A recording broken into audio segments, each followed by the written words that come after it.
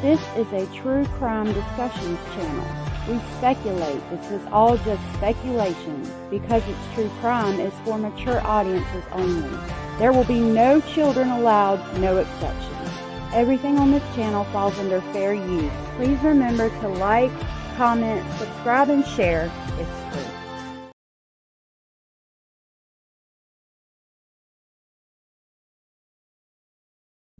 I'm talking away. Hey y'all, it's so good to see y'all. Happy early Easter, because I won't be live tomorrow. I stopped going live on Sundays. Let's change it to this one today. It's good to see you, Bad Girl, Fawny. I saw Genevieve, Abellis, Glitter is Forever. I saw you in here, Bad Girl. Southern Cats, good to see you. Nonchalant Enchilada, Indy, Susie Q, good to see you. Shrada, the classic one. Nessa, good to see you. I think that might be everybody that's commented right now.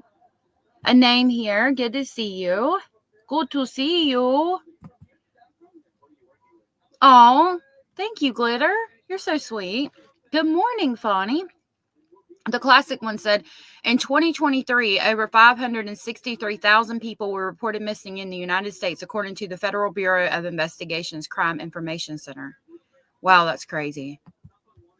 I believe it, though. Hey, Joyous N, good to see you.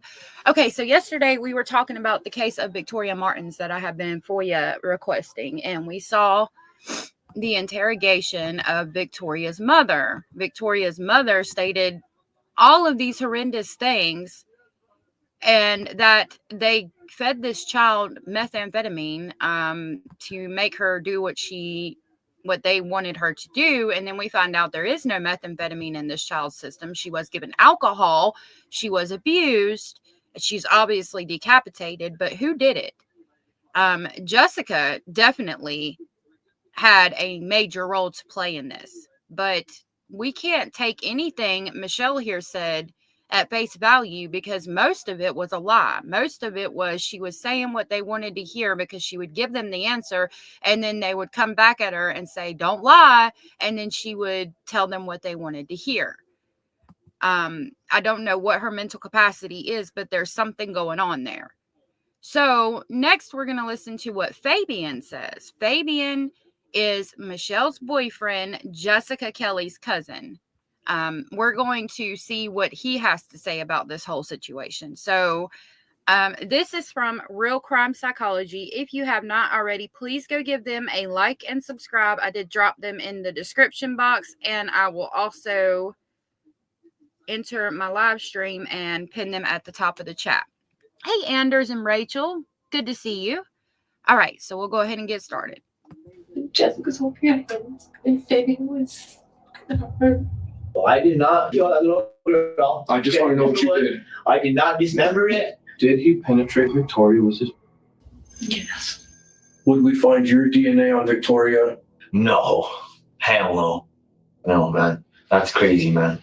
This is 31-year-old Fabian Gonzales, the boyfriend of Michele Martens, whose interrogation was previously covered and shook everyone who watched the horrors of that case. While Michele's statements were disturbing, Fabian's interrogation takes this case to an even darker place. At some point between that time when she was moved to the bathroom and when the officers arrived, Victoria was dismembered and cut up into pieces, and you were there. Hey, Jenny. Along with his cousin, Jessica Kelly, he played a key role in the brutal murder of 10-year-old Victoria Martens on her birthday. A crime so horrific, it still haunts the community of Albuquerque, New Mexico to this day. In the early hours of August 24th, 2016, a frantic 911 call from a neighbor led police to an apartment building on Irving Boulevard. But nothing could have prepared them for the horrors they were about to uncover. Inside the home, where Michele Martens lived with her two children, Victoria and Matthew, alongside her boyfriend, Fabian Gonzales, officers made a horrifying discovery. What they found was a scene straight out of a nightmare. The dismembered remains of a little girl lay scattered, a crime so gruesome it would soon make national headlines. As investigators placed together the twisted truth, three names emerged at the center of it all: Michele Martens, Fabian Gonzales, and Jessica Kelly. While Michele and Fabian were being interrogated separately at the same time, one question loomed over everything. Why?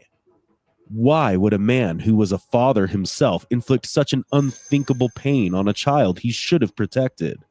Now, Southern Cat, she was beautiful, and please remember Victoria and her little brother Michael, and say a prayer for them. I don't know, like, I haven't looked at the court trial to see everything yet. I do know that an unknown male DNA was found on Victoria. I don't know if Fabian touched her or not. I know somebody did because she had an infection that she had had for some time. Michele said that one of her boyfriends she met on Plenty of Fish tried to kiss this child, and she called the police or something, or got CPS involved and took them to the doctor, and they were examined and nothing was going on. But at the time of the autopsy of Victoria, she had human papilloma virus.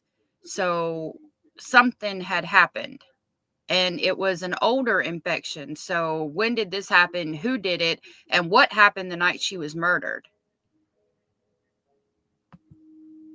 His attitude, excuses, and sheer lack of remorse will leave everyone outraged and disgusted. So, like, is there a way me and Michele could kind of talk to you at the same time, like in the room, so we can try to... No, like I said, there's some detectives talking to her. So in order to make sure we get everybody's story right. The only reason why I'm saying that is because us together could explain why you didn't hear it and how she's going to still. So let me explain this. If you guys are both telling the truth, then the stories will be exactly the same and you have nothing to worry about. Okay, Fabian, based on some information we've got from other detectives who are still out there, from your old lady, we have some other things that have kind of come up that aren't making sense. Those we want to talk to you about, okay? Mm-hmm. Are you doing okay, bro? Did you get some water? Yeah. Was that what did you eat, dude? Was it the food bar or whatever? It's kind of gross, huh? Yeah. I had one taste like cardboard. I Yeah. like them. It was pretty gross. They're not that good. I really don't like them. I just hate it because I get hungry, man. Okay, so I haven't eaten for like 10 hours, so. hey, I think But I'm not even really hungry. I just had my stomach's just unsettled. this doesn't feel. It just feels like it's a nightmare. It just doesn't feel real, guys. This really doesn't. Yeah. Fabian claims he hasn't eaten in 10 hours, describing it as a nightmare, yet his self-pity starts here, while the true nightmare was Victoria's. But we're trying to figure out exactly what happened because Now, I don't know what he knew. I don't know if he was just hanging out with Michele and then Jessica come in and then he found out the same time Michele did that Victoria was deceased. I don't know. I don't know what he knows. I know he's lied a lot, and the only reason you lie in these interrogations is because you have something to hide. So that makes me feel like he might have been more involved in it than he lets on, because they talk about several times like they don't even want to talk to him anymore because he's continuously lying.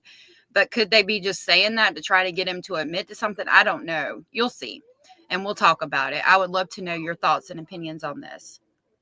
Hey, Jennifer, good to see you. Hi.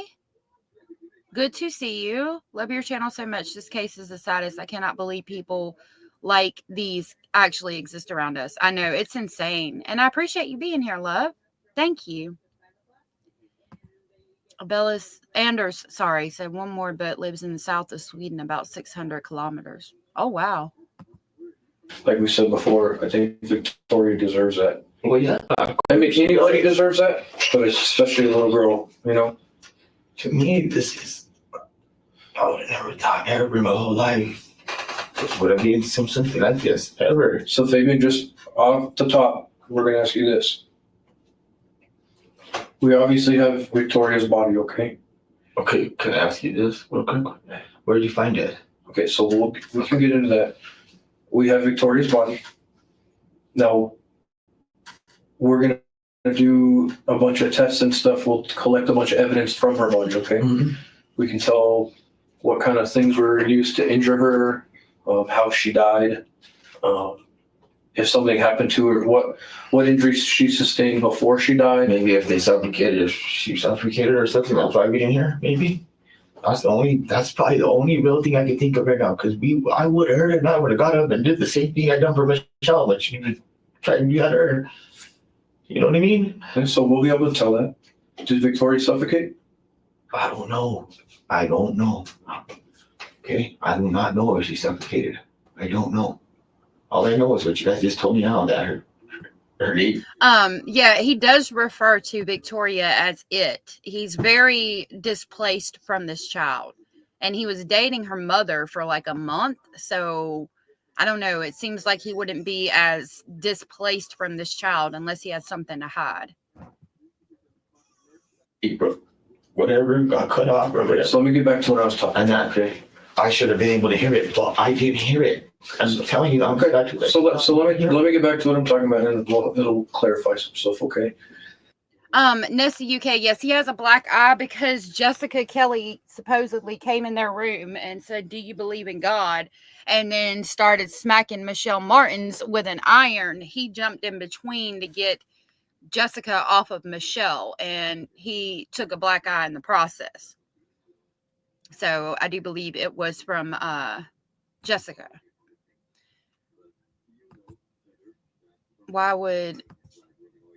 Rachel said, why would suffocation be the first thing he said? That says to me, yeah, considering that she was strangled as well. That was her cause of death. Yeah, he refers to her as it a lot. And again, it's upsetting because he was with her mother for a month.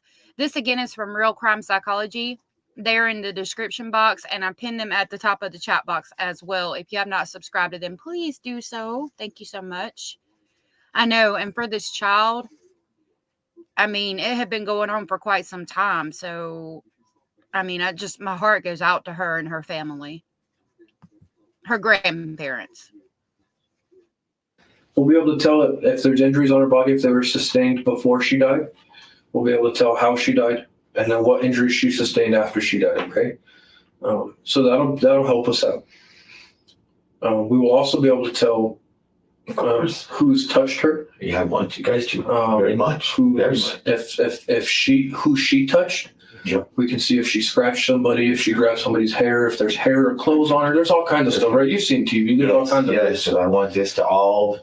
Okay, so here's the question I have to ask you because of that. Because we're gonna get those tests back. Okay, that's fine. We are. Mhm. My question just flat out. If for what reason would we find your DNA on Victoria, on her body, on her clothes, or even inside of her body? And I know that sounds horrible, but I have to ask the question. No, hell no. No, man. That's crazy, man.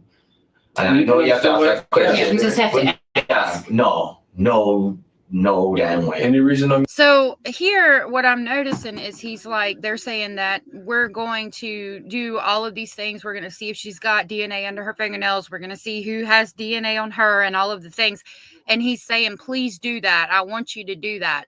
I do know that his sentence wasn't he got a sentence like Michele, which Michele got like 12 years. Jessica Kelly was facing 50 because she's the main one. But with him saying things like, please do DNA and please see what DNA is there, it makes me feel like he might not have done anything to her. I don't know why he's shirtless. I wondered that myself. You can see the tan marks of a wife beater, and he's got on what I'm sure is some basketball shorts or something like that. I mean, just real upstanding guy here that has tan lines of a wife beater, a black eye, and just the utmost respectable people of society, no job and all of that. I don't know. He's a POS regardless, but I don't know how much involvement he had because he's asking them to do DNA. And he's like, you won't find my DNA. Please do DNA. Genevieve said, is this case where they allowed the release move into the house and the child was? Yes, that's this case. Yes, ma'am. going to find any of your DNA in her fingernails from her fighting with you or scratching you. Nope. Jessica. That's right now. Telling you right now, that's the only one I can think of right now because she's the one that wouldn't try to do that to us. She tried killing us for Christ's sakes. I wouldn't do something like that to nobody, no matter what situation or what. Yeah, Jennifer, she got 12 years and we're diving in because like we talked about yesterday, you see her mother's interrogation and her mom's like, oh yeah, I saw them molesting her and dismembering her, and I let people from Plenty of Fish come over just to hurt my children. And then at the end, she's so surprised that she is being arrested.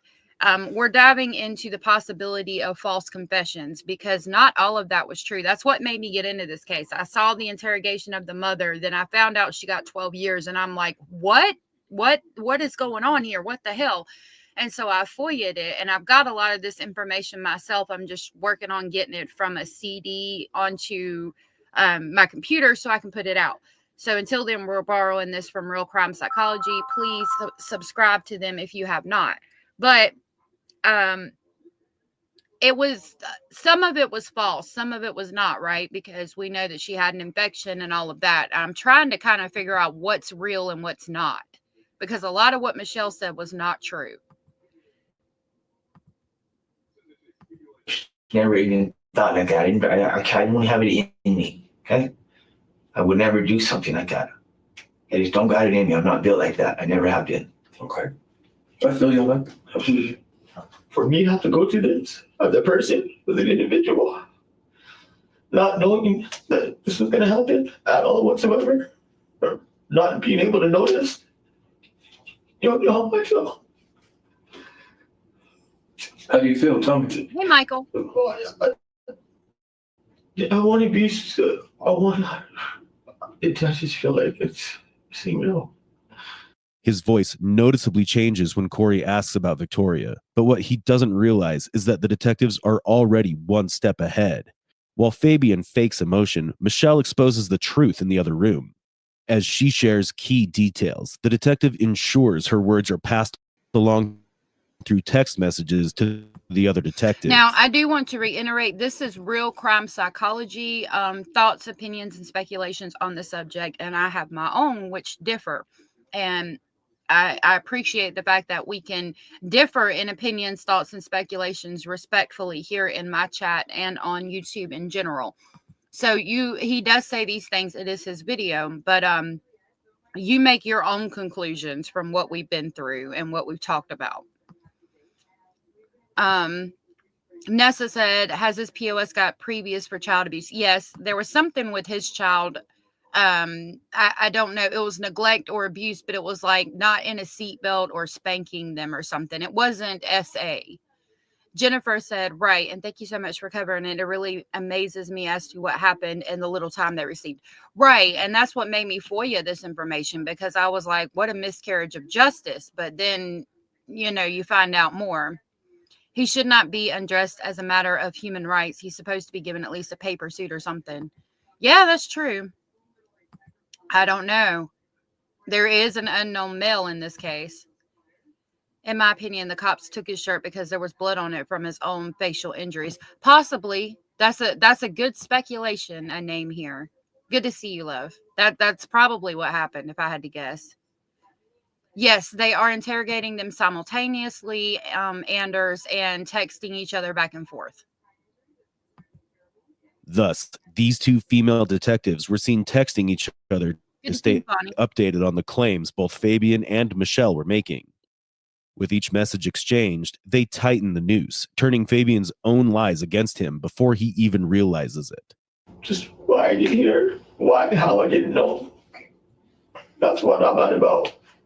That's what I'm really mad about. How the hell did I not know I was here?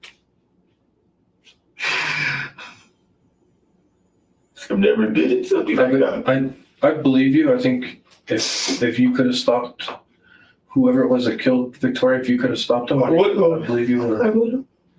Okay. I would have tried my best.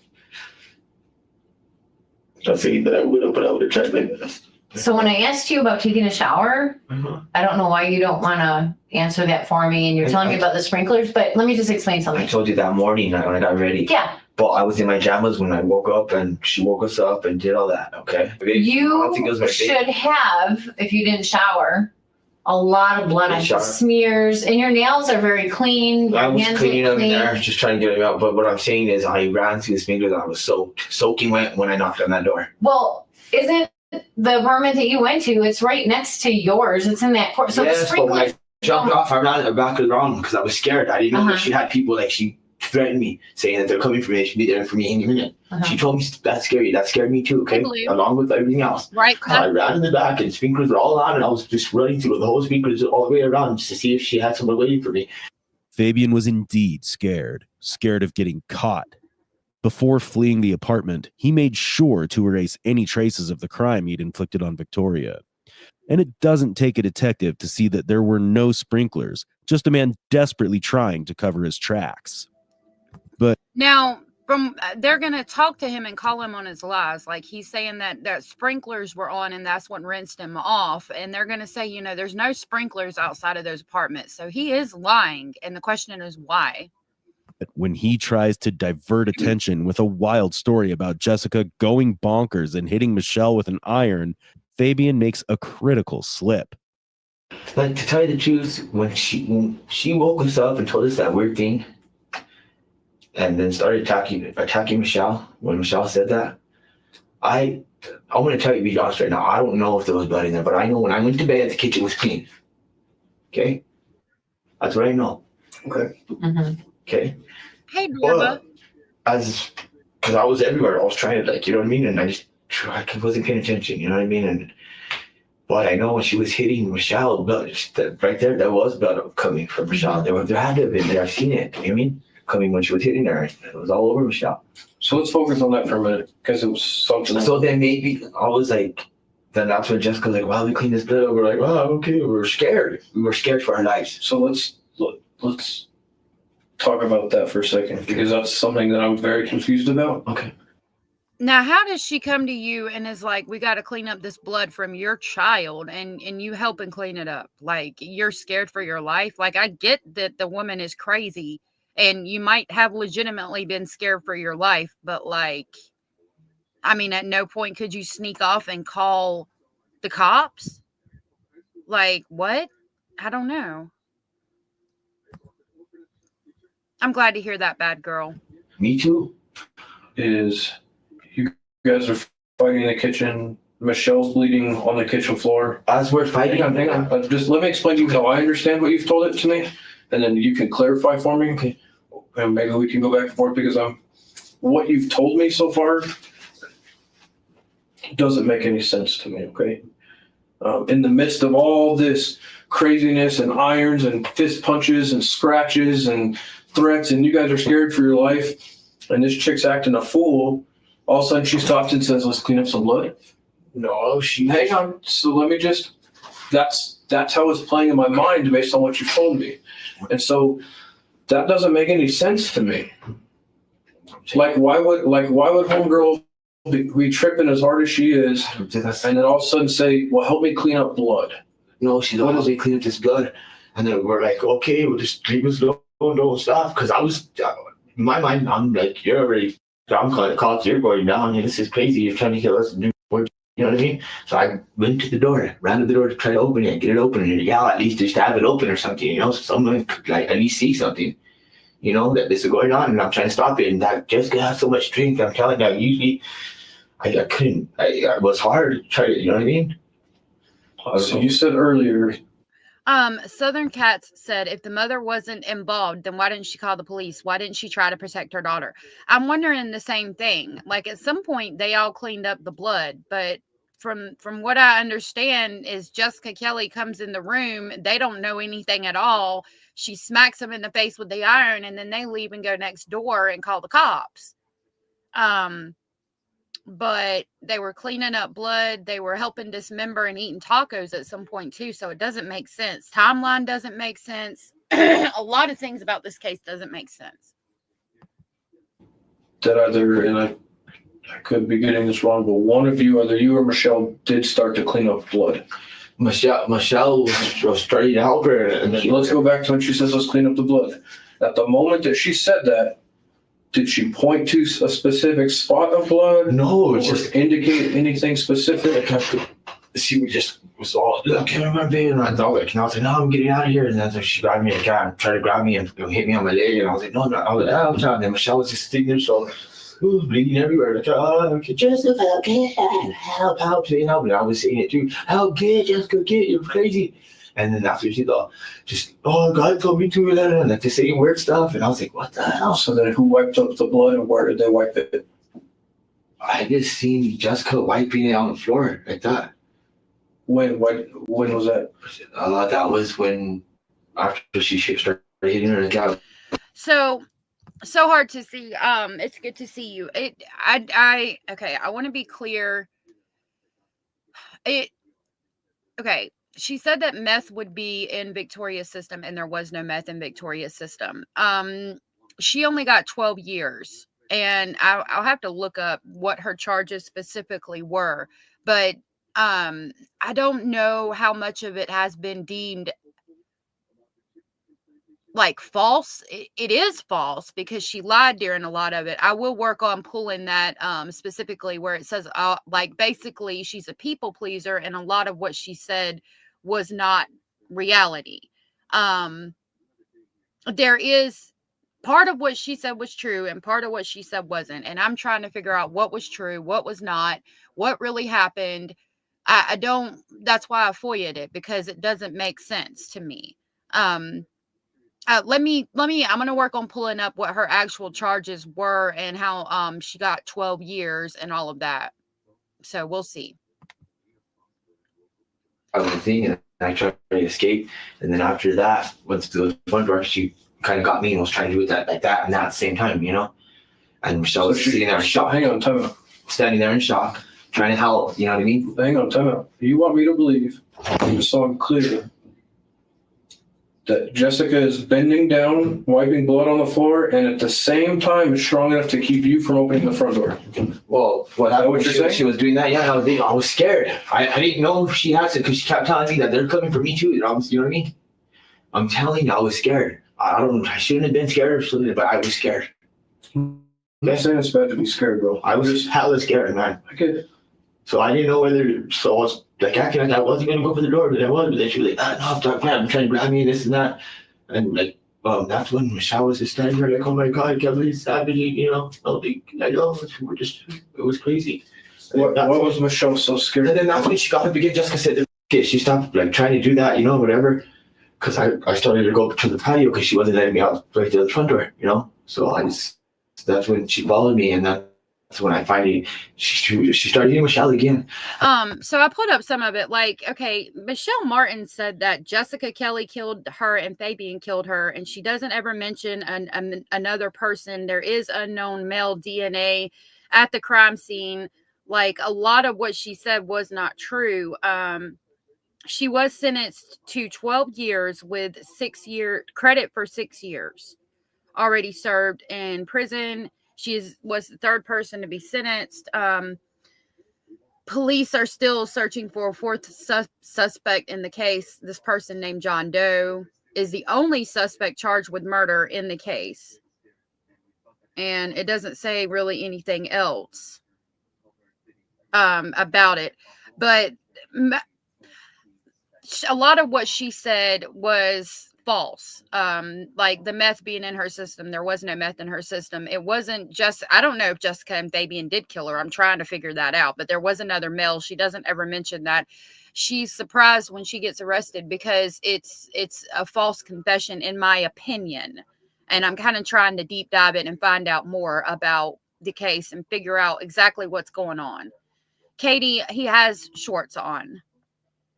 The child, from what we know, pretty much, yes, the child was essayed by Jessica and another man. From what I've gathered so far. People on meth do some really messed up stuff. They do, Ryan Hawkins. They really do. If y'all don't mind, please hit the thumbs up. And I'm going to let this play and try to stop pausing it. Again, this is from Real Crime Psychology. Please give them a like and subscribe.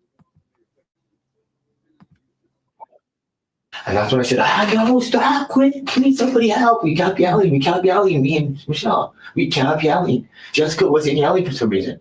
It was me and Michelle yelling for help, And so that's when I ended up just grabbing the iron from her. I ran back to the patio, and then she rushed me.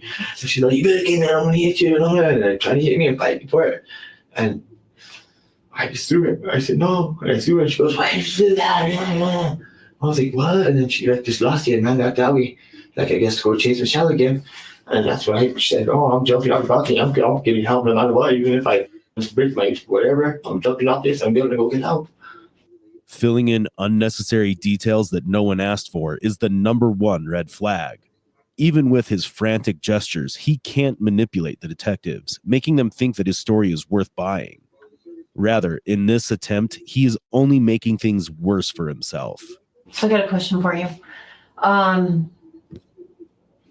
At about 3 or 4 in the morning, roughly, and maybe the time's off a little bit, Okay. you and Michelle go out the front door to the apartment.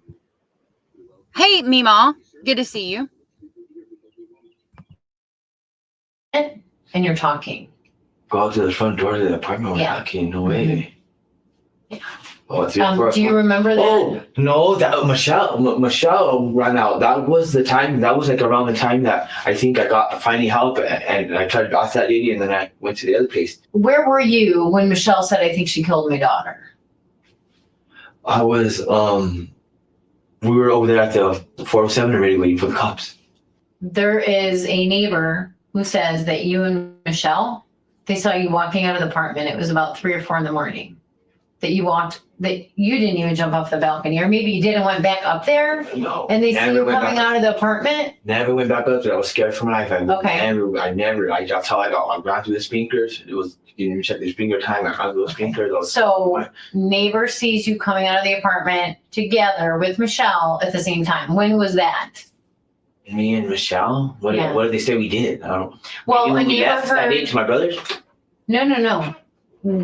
Like this morning. Oh, that's when she ran to me and she was all big. That's when she was all bloody and just she finally got away from Jessica. Fabian, I don't want to hurt your feelings.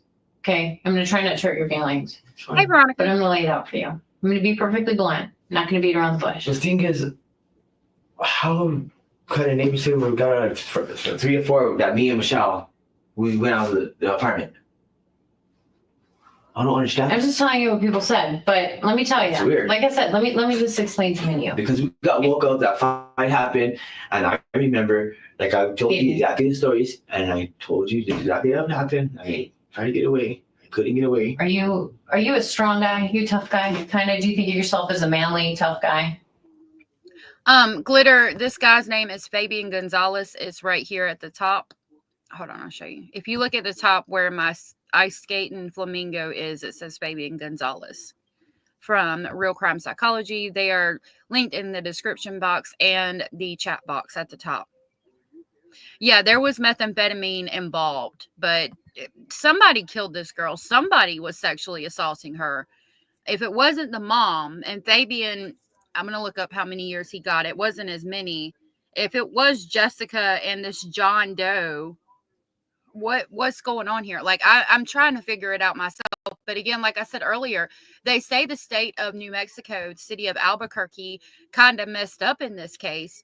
And that's why people weren't charged the way they were either. So even FOIA requesting this information, I mean, they're not going to put out where they messed up if they did. So that it's hard to figure this case out. I do know that some of Michelle's confession was false, and I can prove it with autopsy and all that. But how much of it was false? Because like I said, somebody was touching this child and it had been going on for a while. Did she know about it? Were people meeting her on Plenty of Fish just to get at the daughter? And how was that happening? Like, did Fabian do something? Did he not do something? How much involvement did Jessica Kelly have? Who was this other person that they don't know? It's a lot of questions. So that's why I FOIA'd the information, and we're going to go through it together. I mean, yeah, but that's like with the guy, or if I'm getting jumped or something like that, you know what I mean? But like with that, I don't mean physically. I mean, do you feel that you're the type of man that likes to protect his girlfriend or protect the children? You're the man of the house. Well, yeah, of course. You got some cojones. That's why I got up right away and tried to grab Jessica, but okay. I thought. So let me tell you what I am seeing, looking in. Okay? Nothing personal. And I got scared, yeah. I don't want to hurt your feelings, but listen to me. Okay? Right now, looking in, I don't see that. Okay? That's fine. I see a guy who, and you've only really known each other for 3 weeks. Really? Yeah, it was a good 3 weeks. But like, do you really love her in 3 weeks? And she's already letting I you. wasn't in them yet, but I love her because Michelle's already letting you sleep in her bed, and she has kids. I mean, how many other guys does she have that are romping in the sack in her apartment? I mean, I think just hold on, just let me talk. Now it's my turn to talk. Okay, I'm just saying, Michelle should set a good example for her kids. And so if she lets you sleep over there, how many other guys is she letting sleep over there? I mean, I thought that in my head too. You what? I thought that in my head too. Right. I didn't make it a big problem because I thought. So do you really have a lot of respect for her? Because if she's sleeping with you that quick, how much is she, banging other guys? That didn't matter to me, and I trusted her word. But of course, remember I was going to think that because how would you just how? So now there's kids, right? There's kids in the apartment. Not saying a good example. There's a guy sleeping in her bed. New guy. No, Victoria and Matthew never told me that those have been other guys. I've never heard that from them. Okay. Well, I'm just saying, this is what kids are going to see growing up. So then she told me that. Okay. She hasn't been with a guy for almost a year or whatever for a long time. I'm just saying that's just So I believe it. I mean, I still. But you're describing to me that you guys have had a great relationship. Yeah. Well, it's a 3-week relationship. Okay, so. Given that, and given that you've only known Victoria for 3 weeks, and you say she loves you, does she really love you? Because she doesn't really know you. What her mom would say, my kids are really cool with you. She probably thinks you're great. Yeah. But does she love you? But I mean, I'm not expecting real love. I mean, love me as a person, okay? And then slowly, as we stay together long enough, I get to love me like that. That's what I mean. What the female detective did here is a commonly used interrogation technique known as ego downplaying. By suggesting that Fabian might have wanted to protect Victoria, she fed into his male ego. However, she quickly shattered it by revealing that he was no more special than anyone else, pointing out how his girlfriend, Michele, had already slept with many men and brought them home. But the interesting part is yet to come, and Fabian is in for a surprise. The fact that you're getting your beat by some chick up in the apartment and you run off and leave a little girl and your girlfriend in the apartment with a crazy chick with a freaking iron. See, I didn't know if there was any more people there. That's why I just wanted to hurry up. So you were looking after your own. So what I'm saying now is freaking be a man and tell, because this is what I'm going to say. Like I said, I don't want to hurt your feelings, but I want you to be a strong enough man to say, I'm not going to let her hurt my feelings. I'm going to tell her what really happened because you're full of okay? No offense. The story that you're giving isn't matching up to our scene. If we can explain it, it makes sense. It doesn't mean you're in trouble or did anything wrong. I'm not personally judging you. I could give two shits, okay? I understand. But I'm telling you what it looks like and what it's going to look like to anybody else. So we need to just explain everything. I understand that. And what you're telling us, it's not matching up. So what's not matching up now? Well, let's start with this, Fabian. We're talking to your girl right now. Okay. And you said at any point tonight, did you go into Victoria's room? Did you look in there, open the door? Did you ever go into Victoria's room? No. Okay. No. So right off the bat, either you or Michele is full of because according to Michele, the fight that you're describing with you, Jess, and Michele did take place in the kitchen. Remember, I told you after the kitchen. That's when she was trying to yell for Victoria to try to check on her too. I can get recorded. I said that. No, you said that you guys were yelling for Victoria and that you never could go over there because Jess was in the room. According to Michele, you three were fighting physically in Victoria's bedroom. All three of you, all inside the bedroom. By the door. No, in the bedroom. So that's what I'm telling you. Okay, well, so listen to me. I'm not asking. It's been confirmed that he's lied in a couple of interrogations, but he's also saying, please do DNA so you can find out that I didn't touch the child. And they're arguing with him and saying what Michelle's saying, but we now know part of what Michele said wasn't even the truth. So I'm trying to figure out, and maybe you guys can help me figure out what is the truth out of him, but he's a known liar too. And then Jessica Kelly can't be, we can't trust a damn word that psychopath says. So what are we to do? How are we going to figure out this case? Pick your parts. Listen to me. I'm not asking you to talk. I'm letting you know. You asked me what are the differences. So I'm telling you. So every time you interrupt me, I can't tell you what the difference is, right? Yes. So I'm trying. Listen to me. Stop. Do you want to know when you interrupt me every 2 seconds? You want to know what that looks to me like? Yeah. You're being deceptive. You're lying because you can't wait to explain every little bit to me because you're scared of the truth and you know the truth.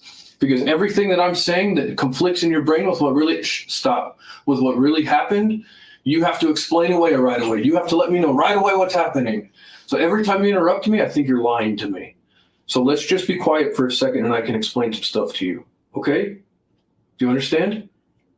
Okay. So either you or Michele is lying to us. Because according to Michele, the fight that you're describing happened in Victoria's room at some point during the fight, and you were there. You were in the bedroom. Yes, I was trying to pull Jessica off. So you were Once she was done, hang on. So answer me this, yes or no. You were in Victoria's bedroom tonight. I went Yes or no, you were in pulling Jessica off and trying to break up the fight. I don't want an explanation. Yes. You were in Victoria's room. trying to break up the fight. So the answer my is cousin off her. okay. So why? Let's go back for the last 2.5 hours we've been together. Okay. Why have you lied to us this whole time and insisted that at no point did you ever open the door to Victoria's room or go in Victoria's room, and now you're saying you were in the room? Explain that to me. I misunderstood, okay? But I remember telling you that a while back that the fight did get to Victoria's room and she was screaming for Victoria. No. No. Well, You said that you were yelling verbally for Victoria, but you guys could never get near her room because Jess would never let you get near the room. Well, she was chasing me, and that's when I kind of like it all happened real fast, and that's when Michele tried to hurry up and go over there and check on her. Jessica rushed her again, and kind of like threw her there, and she was like yelling for Victoria. Was Victoria in the bedroom? I thought she was. Victoria in the bedroom? Was Victoria in the bedroom? I didn't see. I wasn't paying. I was trying to grab Jessica. So did you see Victoria in the bedroom? No. What did you see in the bedroom? I seen the light off and the TV on, and she yelling and me and her like yelling saying, please, and Jessica went, she was still hitting her with that thing, and and then after that is when finally I just got the iron for Jessica on the patio and threw it. Okay, let's stay where we're at. Did you guys clean up blood in Victoria's room? No. Who cleaned up the blood in Victoria's room? Jessica probably. 31-year-old Jessica Kelly becomes the common scapegoat for both Fabian and Michele. After serving time for manslaughter, she moves in with them.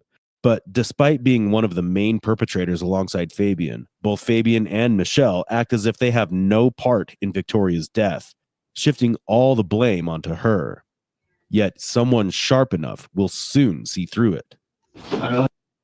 So, the story is that they went to his uncle's house to get marijuana, and then Jessica was watching Victoria. Victoria got off the bus and went to her friend's house and then came back home about 4:30, and about 4:50 or 6 o'clock, they come home and Jessica Kelly carries Victoria down in a blanket and then says that she's sleeping. And then at some point after that gets decapitated and all of that. So did something really happen in the 20 minutes they were gone at Fabian's uncle's house? Or is there more like, did they really know what was going on? I'm wondering. There's no way me and her did that because we were trying to hurry up and get help, emergency help. I'm lucky I even got away. So let's slow down for a second. Do you understand now that even the smallest little detail that Yes. you need to slow down? Listen, you need to slow down because the smallest little details that you're telling me is the difference straight up between me thinking you had something to do with the death of this little girl and me thinking that you're telling the truth. Straight up on a radar of 1 to 10, if I think you're full of shit, I think you're about a 9 full of shit. Honest. I'm just being honest with you. Thanks. So, hey, listen, like I said, we have a bunch of evidence. We do. We've got a bunch of evidence. And so, like I told you, I'm putting this puzzle together. And the only person whose pieces don't seem to be matching right now are you and Michelle's. Everybody that we've talked to at the apartments, their pieces all match. They match the physical evidence that we have. They match the witness evidence that we have. What I want to know is what you and Michelle's involvement was, whether, no matter how hard, listen to me, stop. That's, again, When you start to jump in on me like Yeah, that, I won't say that. That's what we did, and you finish. okay, it makes me think that you're being deceptive with me. Okay, well, I'm sorry that you finished. When you've already said and you've agreed with us, there's no way that the things that happened to Victoria could have happened to her without somebody hearing. Now, whether she was screaming or not, she didn't have to be screaming. She didn't have to be screaming. Just the noise alone of what was done to her body would have woken anybody up. And it woke up every apartment in your building, except for the only people that are supposedly not awake are you and Michelle, okay? According to you. And I'm just telling you what I'm being told. So do you see when I have people in apartments telling me that they wake up and they hear banging, something being drugged in an apartment, they hear screaming from a little girl, mind you, and they hear adults arguing. So I believe that you guys are arguing. I believe that there's a fight. Now, I also think that some of the filler in there that you've told me is bull, just straight up. And I understand you're scared, okay? There's a little girl that's dead in an apartment, and I don't blame you for being scared. To be honest, on a lot of levels, I don't blame you for lying about stuff if you're lying. And here's why. It's a natural human reaction in the situation that you're in to protect yourself. Fabian seemed caught off guard, unprepared. Hey Cindy. So I've read through some of the reports, and the neighbors said that they heard yelling and fighting and arguing, but that I don't remember them saying they heard a girl screaming. Now maybe I haven't got that far in the reports. They do say that Fabian goes outside and is on the front patio porch talking to, I believe, Michelle, and says, quote, "I think she killed her." I'm assuming talking about Jessica and Victoria. I think she killed her. And then that's right before all of the fighting happens with the iron and things like that. I don't remember them talking about hearing a little girl screaming, though.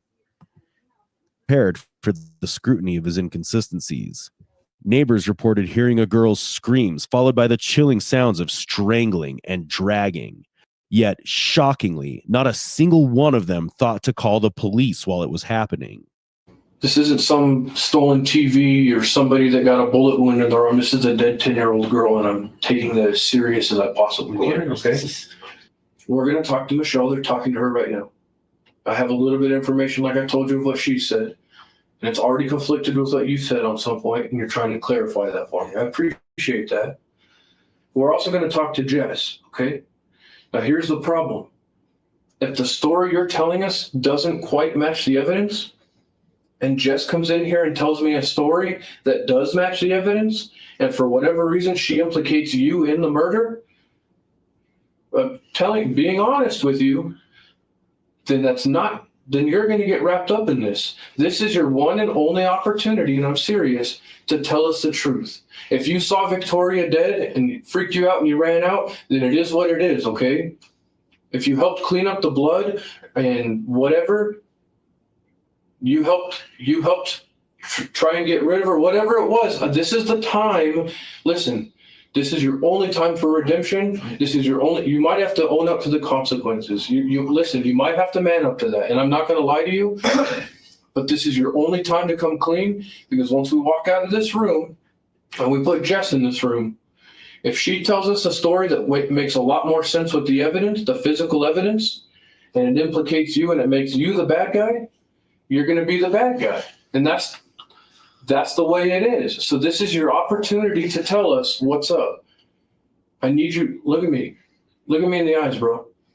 This is your. Yes, man. What's that? I didn't say you're getting blamed for it. I'm trying to explain to you the reality of the situation that you are currently in. Okay. So if you helped clean up blood in Victoria's room with the water and the rag, then you need to let me know. Talk to me. If you saw her, My turn. talk to me. Let's go. I forgot to mention, I could have sworn I mentioned that if I did take part right there in the doorway of Victoria's room, okay? And she was trying to hit her, and Michelle yelling for Victoria. I was trying to pull her back, and she was, you know what I mean? Like I said, she was a lot stronger than me, and she couldn't do it. I feel like, but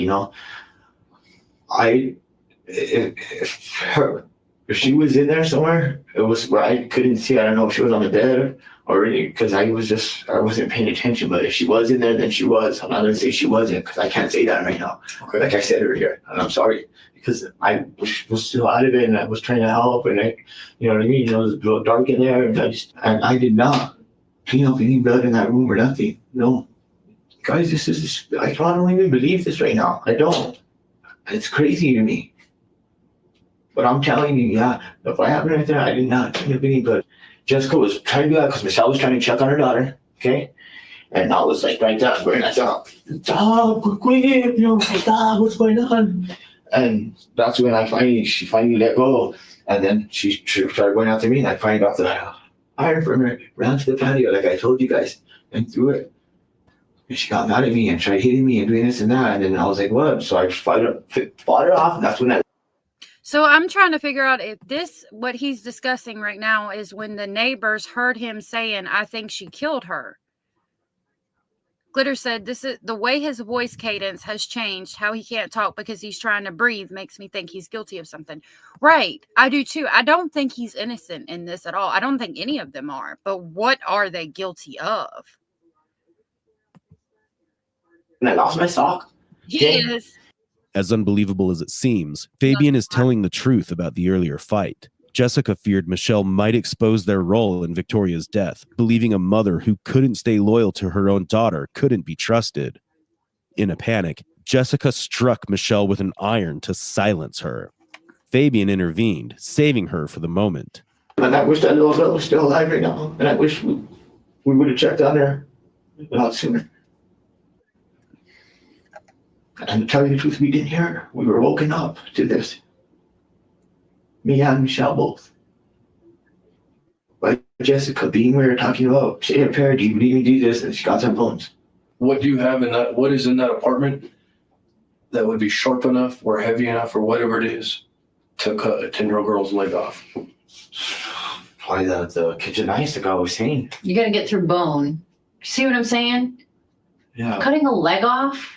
I mean, people use, like a power tool would be probably a little more appropriate, or a saw, you know what I'm saying? So a kitchen knife is going to take a long time.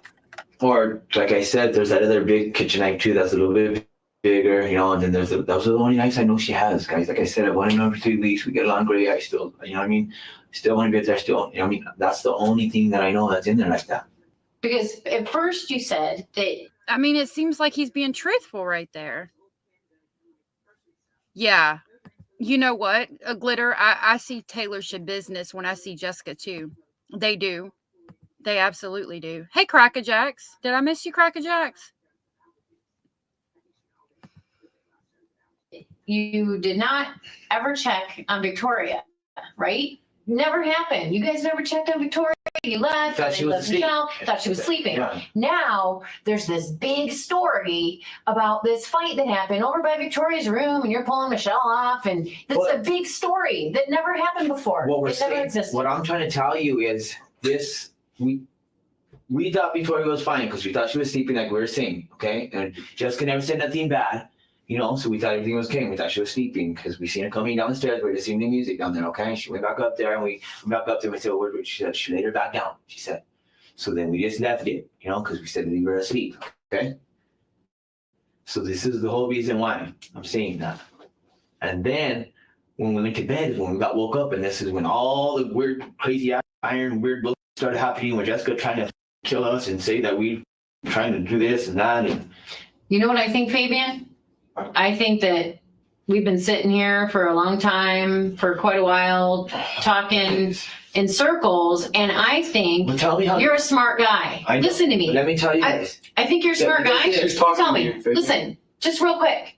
I'm giving you the benefit of the doubt because I'm saying you're a smart guy. Smart enough to know when that little girl was being carried up those stairs yesterday that you did go check on her and she was dead and you got scared. I think you were just scared and you knew. So I think you guys were in the apartment over hours. If I would have known that, I would have seen something right away, guys. Come on. Scared or not. I would have said something. Well, how can you convince me of that? Because after everything that went on, Because even Michelle thought she was okay. Fabian, we're not saying that you killed her or that you had anything to do with her death. We're not. Okay. Yes. Do you understand? But if Listen. Okay. Do you understand that we don't think that you killed her? What she's saying is we think that when you saw her on the stairs that she was dead. And that when you went inside that she was dead and you guys didn't know what to do and you got scared. And that's what I've been trying to tell you. I was in my right. He said, I was in my right mind. Glitter, that's a good point. If they were all on meth, why are they sleeping? I don't know that Michelle did the meth. I'm not sure. I think she said that they did it, that he did it with Jessica. But I mean, he's going to sleep too. So how was he? I mean, did he do so? I think their story is all they did was smoke weed and Jessica was doing the meth. But I don't know. I don't know what their toxicology reports read off the top of my head. All right, mind. I wasn't out of it. I wasn't on anything. Okay. I was a little bit buzzed, tired from the long game, but I was in my right mind. Okay. Yes. Trust best believe that I should have noticed a little more, but I really thought she was just sleeping around. Yes, I kind of thought it was fishy. Why she turned around and didn't listen to me. I said, "Hey, come here. What's going on?" She tried to see what was going on. Okay. We went upstairs. Michelle asked, "Okay, oh, Victoria's sleeping." Yeah, she laid her down. Jessica said, "No," or whatever they said, whatever. But yeah, basically, Jessica said she's asleep. Okay. So then I thought she was just asleep in there. And not for one thought, I didn't think, because me and Michelle went to the room right away and Jessica didn't want to stay in the living room, okay? All this together should have made us snap, me and Michelle both, to go check on her. You know what I mean? But we didn't, because she said just leave her asleep. so you're taking the word of your ex-convict cousin who just got out of prison, who had her kids taken away from her in the past, does drugs, has been using, you leave little girl with her, and then you think that something happened to her because she looks unconscious, but then you don't go check on her. But we didn't. And you take her word for it. But we didn't see her using anything like that, and we just thought she was sad because she had to go back to her mother's. No, you knew that she was using. You saw her with. Yeah, but we didn't see her use it. Well, you think she was just going to look at it? Well, come on, you're a smart guy. I understand. I know. Okay. We're just trying to ask. Like, we're just trying to explain the fact. So that doesn't make sense. Like, okay, you saw Victoria, you thought she was unconscious, right? And you know Jessica has methamphetamine, and what you did, I mean, like they said, you didn't think she was going to use it. What, is she just selling it? And like, are you so scared of Jessica that you don't go and check on the child? But at the same time, he's telling them to please do DNA. Please go get that taken care of so that you can see I didn't have anything to do with this. So where is the truth? Indy said, why does this 10-year-old child have alcohol in her system? That's a good question. I'm not sure. I would love to know myself. Hey, Brenda, good to see you. Weasels are cute, actually. The facts, and they're not matching up. I know, but what I'm saying is, I wasn't scared. It's just, I don't know what was up with Jessica. It's a valid question. Why would anyone leave their own child with a convicted felon severely addicted to drugs?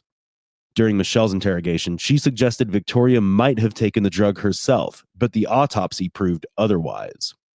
Both Fabian and Michelle knew exactly how dangerous Jessica was, yet they left a 10-year-old in her care without a second thought. And Fabian, directly involved in the crime, had the audacity to claim that he failed to protect Victoria, while in reality, he violated her. And now, sensing the walls closing in, he's quick to play the victim. You know, let me just say something. I know that sometimes people do really, things that. I think that they probably did put alcohol in her drink so that they could abuse her without her screaming or something, maybe, yeah. Like stepping, giving Maddie all those sedatives, exactly. I think it's the same thing. I agree with that. Get them off, and maybe get them off even that they're more embarrassed of what the public's going to think. But that stuff's pretty private, okay? And I understand that if you're with two girls and you guys are getting high and it gets people off to hurt a little girl. I mean, it happens before, because let me tell you. Come on. That's sick. That's Fabian, disgusting. That's gross. But that's very. You're putting this on your cousin. I'm not buying it. I'm just telling you, yes. I got off to get help anyway. Whack in the head. I know, I should have. You don't think I'm thinking about that right now? I should have, yeah. But I was scared. I'm telling you guys, I was very You scared. can be scared. I get it. It's a horrible situation. But the fact that you didn't see, this is not a mansion. This is not a really big house, dude. And like, I'm just saying, with or out, the experience that we have, listen to me. Listen. Let me finish. With or without the many years of experience that we have in this is a very small apartment, and there's no way that this went down without you knowing about it and hearing. And now your story changes to going back into Victoria's room, and you still claim that you didn't see her? I didn't Her room is not that big, dude. You step in it, you can see everything. So is she in her bedroom or is she in the bathroom? Which is it? I don't know. I didn't look in that bathroom, okay? Or is she on the kitchen floor where all the blood is? No. And then she's moved later. There's no way. There's no way, because when she woke us up and the fight started, like I said, when she started hitting Michele first and then trying to do her to me and trying to do that to me, and Michele was like, we were yelling. I didn't see nothing like that. So what blanket was she wrapped up in when Jess was carrying her down the stairs? Like a blue and white one. Okay, and what blanket was she wrapped up in later? I don't know. What blanket was she using later? I remember I didn't see Victoria after that. Southern Cats said, why didn't he lawyer up? And he should have. But I think he was legitimately trying to help, or either lying and thinking that he could lie his way out of it. Veronica said, yeah, they use resources that are available. Stepping stones, pills, dismasters, alcohol, and drugs. Yeah.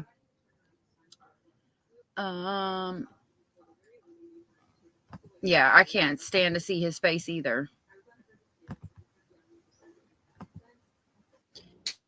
I'm not ready to look for her. Stupid me, Michele, we should have. Okay, well, Michele peeked in to make sure she was okay. So what did she tell you she was looking like? She didn't say nothing. She just said, oh, she's asleep. Okay. It's like Jessica said. And I went to the room right away. You know what I mean? I was tired. I was drinking and we're listening to music. I was having a good time, and I went to the room right away. I was already tired.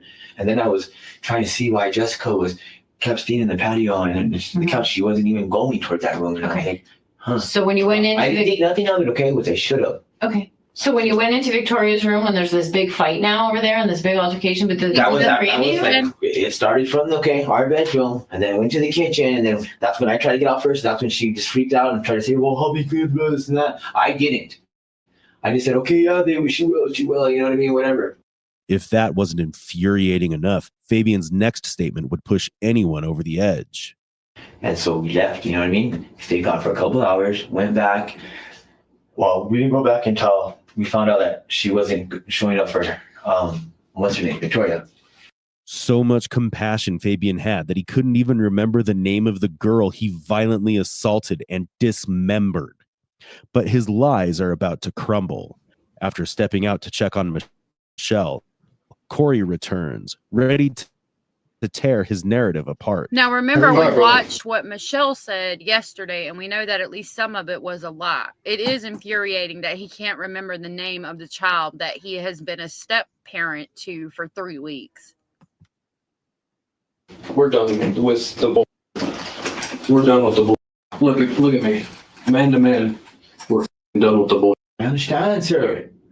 So we're going to get to the bottom of the real story right now. I understand, sir. We're going to get to the bottom of the real story because Michele's giving us the real story. Okay? So I want the real story because I know that you and Michele were inside the apartment and that you knew that Victoria was dead. So let's get to the real story. Listen to me. Michele is telling us that you guys were in the apartment and that she saw Jessica move Victoria's dead body around 7:30, and that you guys were both there. So let's cut. And whatever cockamamie bullshit story you guys came up with in that apartment, it's out the window. We're done with it. Let's go to the real story. like I told you, Michelle's telling us what happened.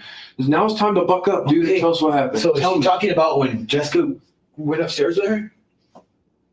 Is that what she's talking about? She's telling us that you guys were in the apartment.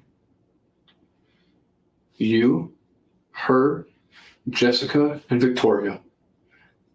And that Jessica brought Victoria's dead body out of her bedroom and put it in the bathroom.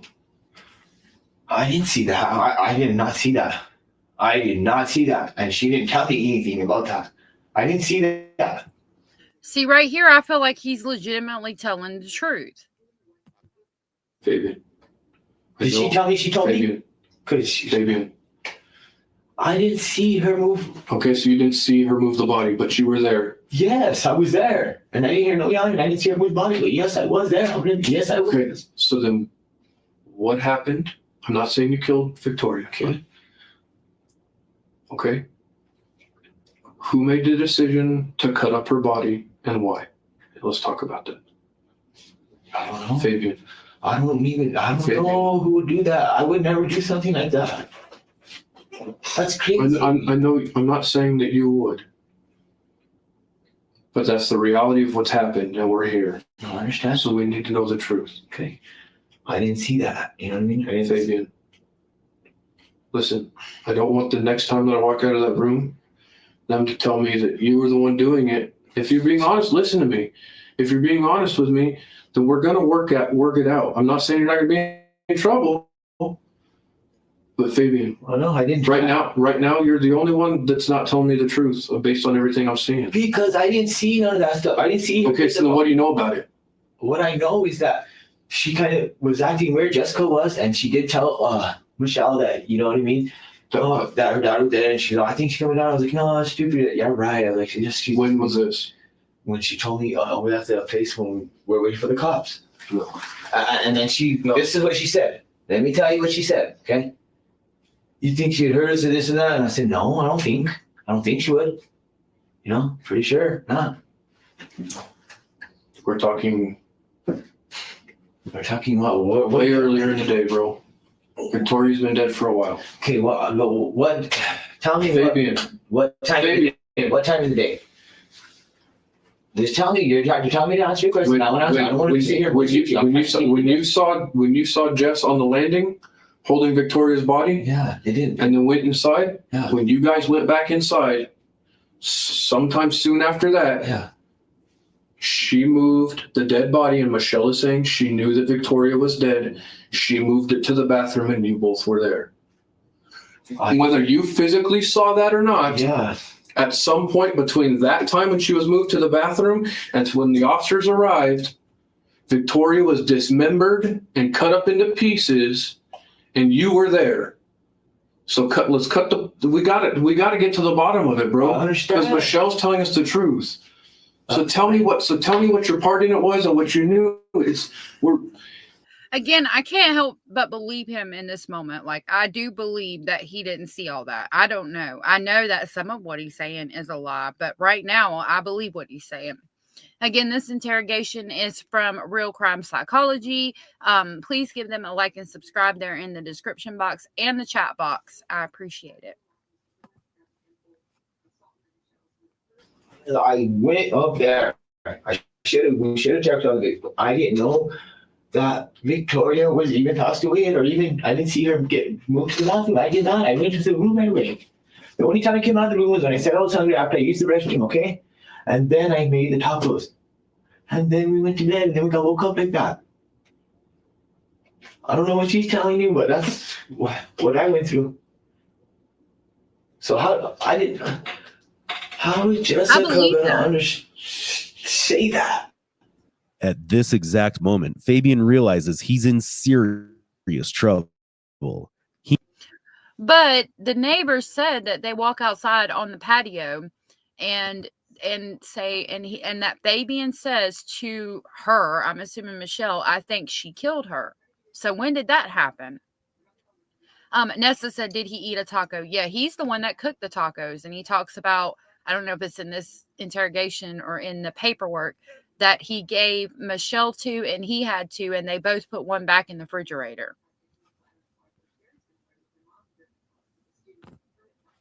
He never expected Michelle to turn him in. After all, they made tacos together right after dismembering Victoria. But now she's serving him up to the detectives. And as sickening as it sounds, investigators uncovered their twisted plan to dispose of Victoria's remains, piece by piece. Because then somebody started cutting up the body of a little girl in that room and packing her up in plastic bags. And so for you to say that you at no point heard, saw, smelled, nothing, I cannot believe that. Because this is like 600 square feet. There's not a backyard. There's not a shed. Fabian, I know that I'm asking you to tell me the truth, and that this is the hardest thing you've ever done. Okay. So I know it's the hardest thing you've ever done. It's something I didn't do, though. I did not kill that little girl. I just want to know what you did. I did not dismember it. Even now, he refuses to say her name, reducing Victoria to just it. But no amount of distancing can erase the horror of what he had done to her.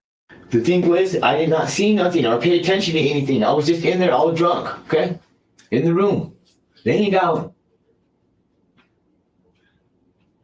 I would have never thought that or known that. Do you see how different our story is now, though? Yes. Okay. So now what are you not telling me, Fabian? It's okay, dude.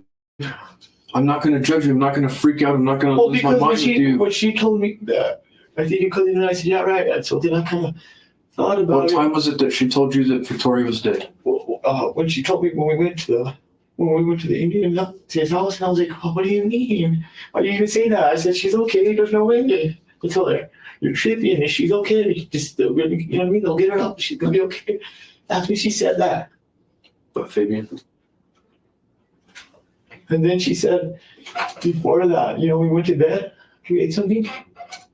She said, I'll go get a cigarette. So she got a cigarette, she smoked, and she went to the balcony with Jessica. Fabian. That's the only funny thing I can tell you. Listen. We know that Michelle specifically asked Jessica what happened and what she did to Victoria. Mm-hmm. We know that you were in the apartment. Yeah, but I wasn't right there when they asked it. When I wasn't there, like this close. I was in. Listen, you need to understand. This is not a trap. I know. You don't. It's not a trap. It's not a trap. I'm not trying to get you to admit to anything that you didn't do. Okay? That's not what I'm doing. Okay. I'm just trying. I need to know exactly what you saw or heard. Listen, if you had nothing to do with it, that's fine. If you had something to do with it, whether it was a small part or a big part, we need to know. And listen, this isn't about getting Michelle in trouble. You don't need to worry about that. Or Jessica, no, she's your family. This is bigger than this, right? Yes, I don't care. She can run hell for that. Man, that's crazier than hell. Okay. But I cannot, there's no way that I can leave this room. Now, let me show you guys, actually, we could actually look at it now. Arroyo Villa. Okay, hold on a minute.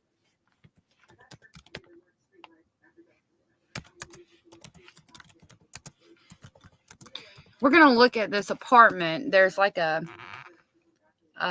tour that we can take, and we're going to do that. Because I don't, at the same time, I don't understand how this happened in this apartment and you didn't see, smell, or hear anything at all. There it is. I apologize for like detouring, but I want to show you guys this. So she had the 3-bedroom. Okay, we're going to look at this virtual tour real quick. Because you're telling me in this apartment, this size, you didn't hear, see, or smell anything. And this child was dismembered and put in trash bags. Like, and I understand Jessica Kelly was scaring them and they were afraid and they were staying out of the rooms and all of the things. But I still don't believe that in an apartment this size, you didn't hear, see, or smell anything. So let's. Welcome back. I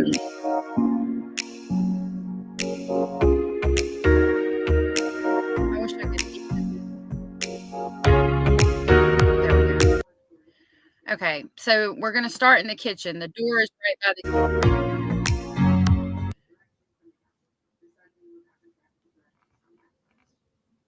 the okay, hold on. Oh, there we go. Okay. So this is the laundry room. I'll show you where their room was. This is the living room. Michelle's room and Fabian. So Michelle and Fabian are in this room we're about to go in. This is where Michelle and Fabian are, okay? And there is a bathroom in here and a closet, okay? It's going to show us the bathroom and the closet. So they're in this room with the bathroom and the closet and all the things, right? And then you're trying to tell me that right across the living room, which we're about to see, so there's the living room right here, and then in this room we're going in, that was Victoria's room to the left. Okay. And in between here and this bathroom that's in this hallway right here, this child is murdered, strangled, cut up, dismembered, and body parts put in trash bags, and they didn't hear anything. I find that hard to believe. But I do believe that it's possible that he didn't know anything. I mean, even with Jessica, like, trying to keep them out of there, out of the rooms and things like that. I don't. So it's hard to understand. Hey, Tom. Hey, good to see you, love.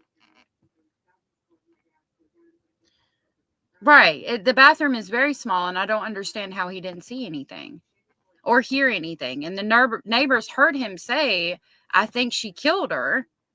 But was that right before they get smacked in the face with the iron and the police are called? That's bullshit.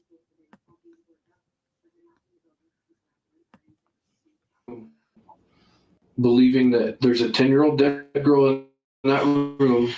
Let's even say from the here right now. From the time of 10 p.m. to 4 a.m. and that during that time, her limbs were being chopped off in that very apartment, and she was being bagged in different bags. Listen, and then at no time, I refuse to believe that at no time did you have any knowledge that something was going on. You had to have known something. Okay, I didn't, but what I'm saying is me and Michelle were over there with the neighbors inside for a good 15 minutes waiting for the cops, 15, 20 minutes waiting for the cops, okay? I know that for a fact. Jessica was in there by herself. She locked herself in because I know that because the officer had to keep the door open. And we're watching for. Let me explain this to you. It takes more than 20 minutes to do what was done to Victoria. It would be physically impossible to do what was done to her in 20 minutes. It's impossible. If there was 10 people doing it, maybe. For one person to do that would take hours and hours and hours. This is crazy, guys. I want to take a lie detector test because this is crazy. A classic move. So, I mean, hey, Amy, it's good to see you. So, I mean, and again, he's saying, though, check the DNA. I want to take a lie detector test. This is crazy. Like, I believe him in this moment, but what did he know? And when did this happen? Guilty men often ask for a polygraph, hoping it makes them look innocent. But detectives don't need a machine to see through his lies. Fabian, listen. I'm not accusing you of anything I know you're not, specific. but I'm trying to tell you. I would never in a million years would think this would happen. I agree. More or less, with her not even knowing, if she knew, she should have let me know something. Thing is, if she didn't let me know, she did know, and I'm going to tell you that right now. And if she knew, why didn't she let me know right away before we even went to bed? That's what I'm trying to figure out. I'm not a parent, but if I walk in my house. And then I was wondering, why did Jessica attack her first when she woke us up? If you're saying it like that now. So, have you and Michelle ever talked about your past? So they're talking, he's saying basically he was wondering why Jessica attacked Michele, and if Michele saw Jessica carrying Victoria into the bathroom and dismembering her or whatever, that's why Jessica attacked Michele first. You know, I don't know. I question some cartel aspects with Jessica, but I don't know. Veronica said, why did you invite your convict cousin over? You are so tiny and innocent. Right. I mean, there is accountability to be had here for sure. She was SA Queen of Hearts, and it had been over a period of time because she had a human papillomavirus, this 10-year-old child. And her mother was on the website Plenty of Fish and dated men randomly, but her mother's not of cognitive ability. And I question his as well. I don't know. I'm trying to figure it out with you guys. You know what I mean?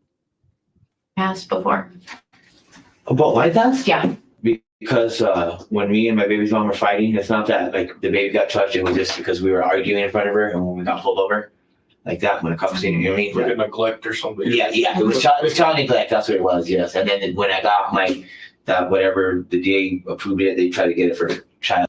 You know what I mean? But then it went back down just to child neglect. Something I need you to understand, okay? I've already told you a couple times that I think you're a good dude, okay? Yeah. I don't think you're a bad guy, okay? And like I've said many times now, a lot of times good people find themselves in bad situations. Yes. They had no intent of being there. Yes. They had no idea That this was going to go on. and never in a million years would ever wish to be a part of it or want to be a part of it. And if they had to, if they could go back again, they'd never be a part of it, okay? However. Okay, so Fabian Gonzales got 37 years in July of 2022 and was found guilty of reckless child abuse resulting in death and tampering with evidence. So that means, I mean, basically the reckless child abuse is probably for inviting his convict cousin over, and the neglect that happened, that is the result that Victoria died. Tampering with evidence means that cleaning up, possibly dismembering her. But if his DNA had been found on her, there would be charges related to that. So it doesn't seem to me that his DNA was on this child. But, I mean, she's dismembered. Would you be able to find DNA? I don't know. He probably is, Tom. I think this was relatively soon after they got in trouble. Oh, my goodness. Well, I didn't know that. I should have read that. I'm sorry. Fawny, I hadn't read that far into my documents yet. I hope that our son gets the support he needs as well. Those people find themselves in those situations. Yep. What I need you to understand is just because if a good person does something bad, that doesn't mean that they're a bad. It doesn't mean that they're a bad person. It just means that they did something bad. Okay. Can you understand from our side, seeing the things we've seen today? Are you saying so that they could wash clothes at the laundromat, or are you being serious? Because sometimes I feel like I've got to use all of my inheritance at the laundromat as well to get some clothes done. And having to investigate what we're investigating, can you understand how it's hard for us to believe that you had no knowledge of anything going on? Okay. That might be, I might be guilty of that, but I didn't, come on, man, that's scary out of me, man. So Fabian, were you scared that she was going to kill you? Yeah. Is that why you just let it happen? I didn't see nothing happen though. And did you hear something? What did you hear, Fabian? Let's talk about that. I thought it was the TV. Cause she had so loud. What was it? What'd you hear? Just like loud sounds, you know? Like what? Like describe them to me. Just rah, like, you know what I mean? But I thought it was the TV. What is that? Like somebody talking? Somebody, yeah, like trying to talk or like back and forth. But Michele was in there with me too, though. When I woke up, you know, when I heard that, you know. Fabian, what did you hear during the night? Just be honest with me, dude.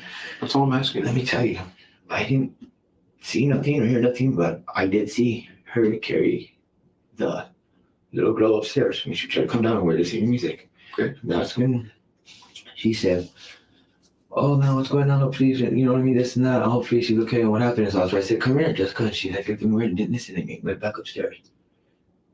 But they never mentioned about like saying that they think the baby, they killed her daughter or nothing like that. You know what I mean? And it was so weird because Jessica was acting shady, but it was like you know, but Michelle was with me, so I was like, you know, there's really nothing going on, and I know I'm not doing nothing. That unfortunately is true, Nessa. I'm sorry. Oh, look, a squirrel. Yeah, I hate when stuff like that happens. Tom, I agree with you. None of these people should have been around these children. The mother shouldn't have had custody of those children to begin with at all, ever. That Michelle should not have been in the care of children at all, ever. Detective does need a meth talk translator. He absolutely does. I see Inspector BS take a breath. Thank you for your support with your cuteness, Inspector BS, right? Crackerjack says, in my opinion, child protective services seem to be very latent with parents' ability to maintain a safe environment for the child in their care, and appears the parents' needs are considered first. Sometimes, unfortunately, like the guardian sees the sexually transmitted infection on the victim, and now the victim needs to go away. Hold on, sorry, I didn't mean to do that. If it can't be explained innocuously, which if they are obviously too young, it can't be explained away. Yeah, I mean, finding out who has the STI would give you an idea, but without DNA, they could say it could be any number of people with that STI, but you'd have to narrow it down to people who had that specific STI that are around the victim.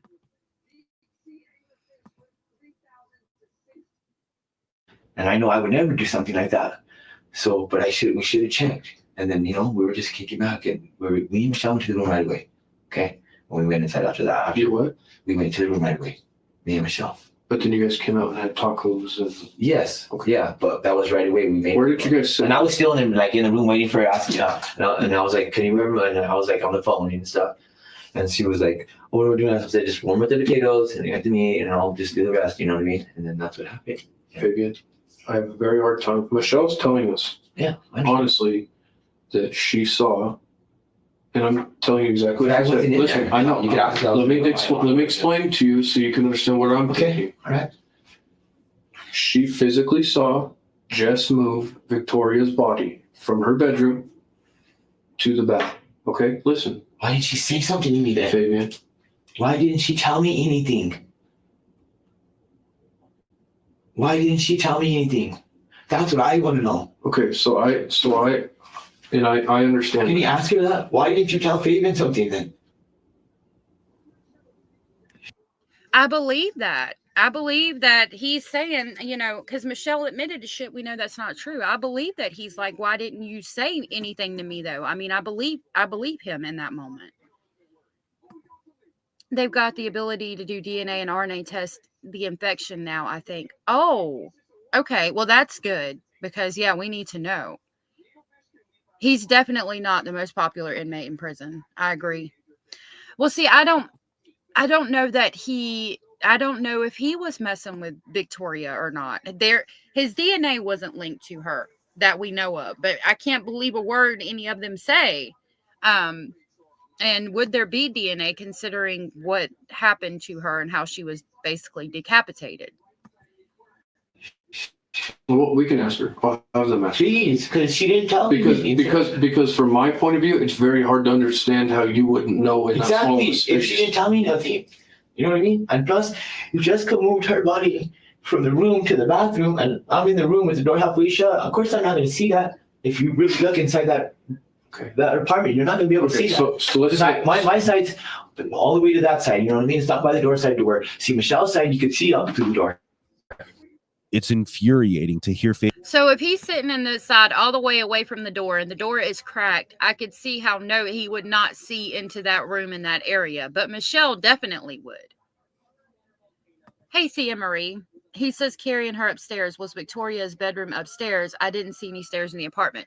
No, there is stairs in front of the apartment building. So when they're talking about carrying her upstairs, what they're saying is that's when they were sitting in the car in the parking lot listening to music. And Jessica walks down the stairs with Victoria wrapped in a blanket. And then I guess back up the stairs and like says, oh, she went to bed. I don't know. I've never figured that part out either. The fire could have burnt the DNA, but they did find an unknown male DNA on her, you know?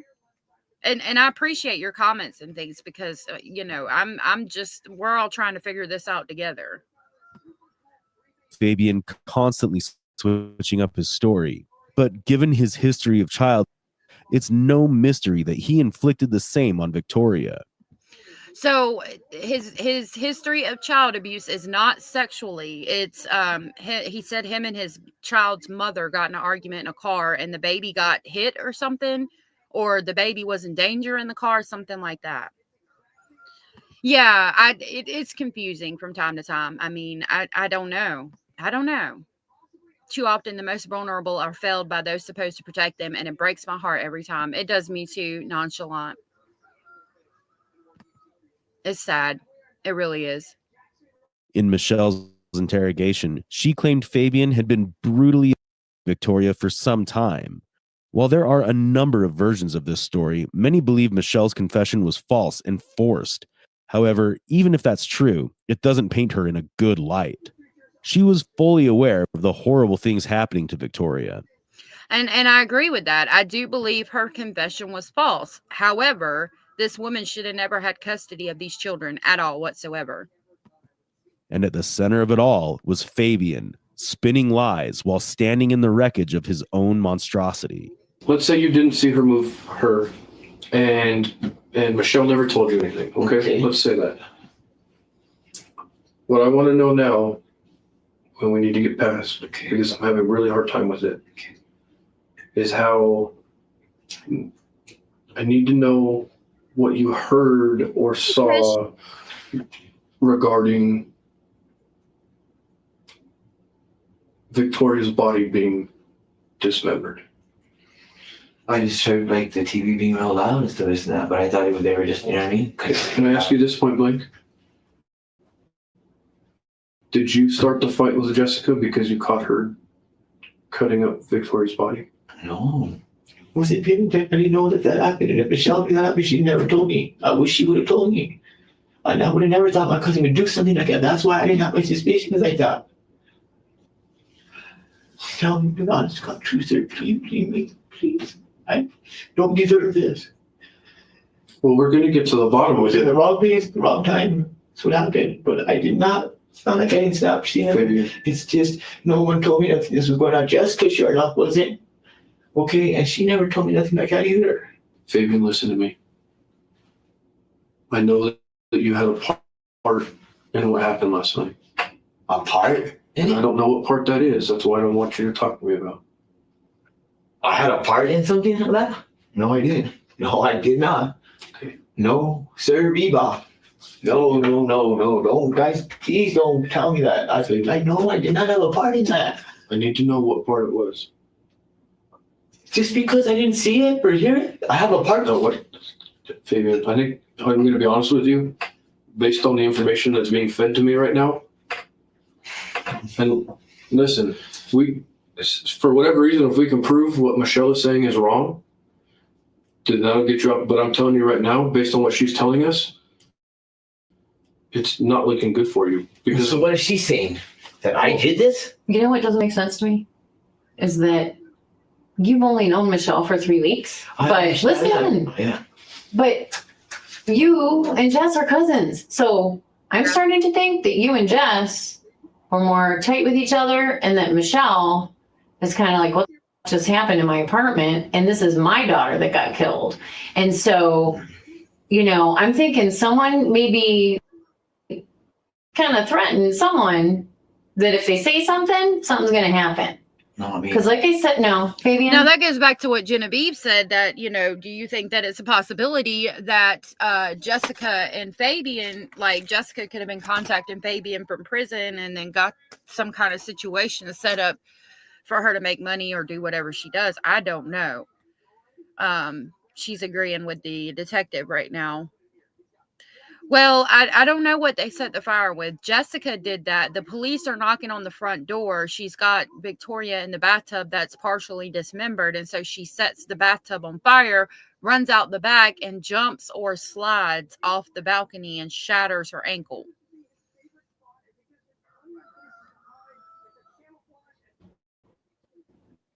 You know I'm right. I didn't threaten nobody. I didn't threaten Michelle. What do you mean? I got hit too, and I was helping. Yes. I don't know why she even did You were that. helping with what? I have 2 videos that I made yesterday. I don't know who all have seen them. I've got to put them together and then I'm going to put it out. But if you need to watch them to kind of freshen up on things, I can show those to you. Just let me know if you want to see them or if you're good, if you got it. Yeah, Mac Daddy Rooster's outside the window. was trying to get her off and keep her off from hitting her and trying to tell her, run, go. What, so what did you tell Michelle? What were you referring to? That if she says anything, that you'll kill her? I didn't say I would kill her. Huh, that's what she's saying. She says that Fabian said that if I say anything, he'll kill me. Bull crap. I didn't say that. Nah. No. Fabian. I said about, okay? When I went and got from my brother, okay? Mm-hmm. I didn't say that. I just said, you just can't never do. This is, I got further luck. I said, but just don't ever say nothing. She goes, oh yeah, I can smell that. I said, don't ever say nothing like that. You never know. You know what I mean? Or I'll kill you? I didn't say I would kill her. That's a lie. I think you've told us a bit of the real truth the No. whole night, this whole day. I think we've been sitting here for almost 4 hours. So now this is all my fault, huh? Really? This is all my fault? You tell me, bro. I'm trying to figure this out. I'm getting really super irritated because Why are I'm you telling irritated? you the guys, the honest to God truth, and that's all I can say. I would never do. This is unbelievable, man, that you guys are even trying to do this to me. I'm not trying to do anything to you, Fabian. Like I told you, I explained to you earlier. You're in here talking to me, right? Michelle's in the other, listen, Michelle's in the other room talking to the other detectives. So we have to go off what we're being told, right? Yes.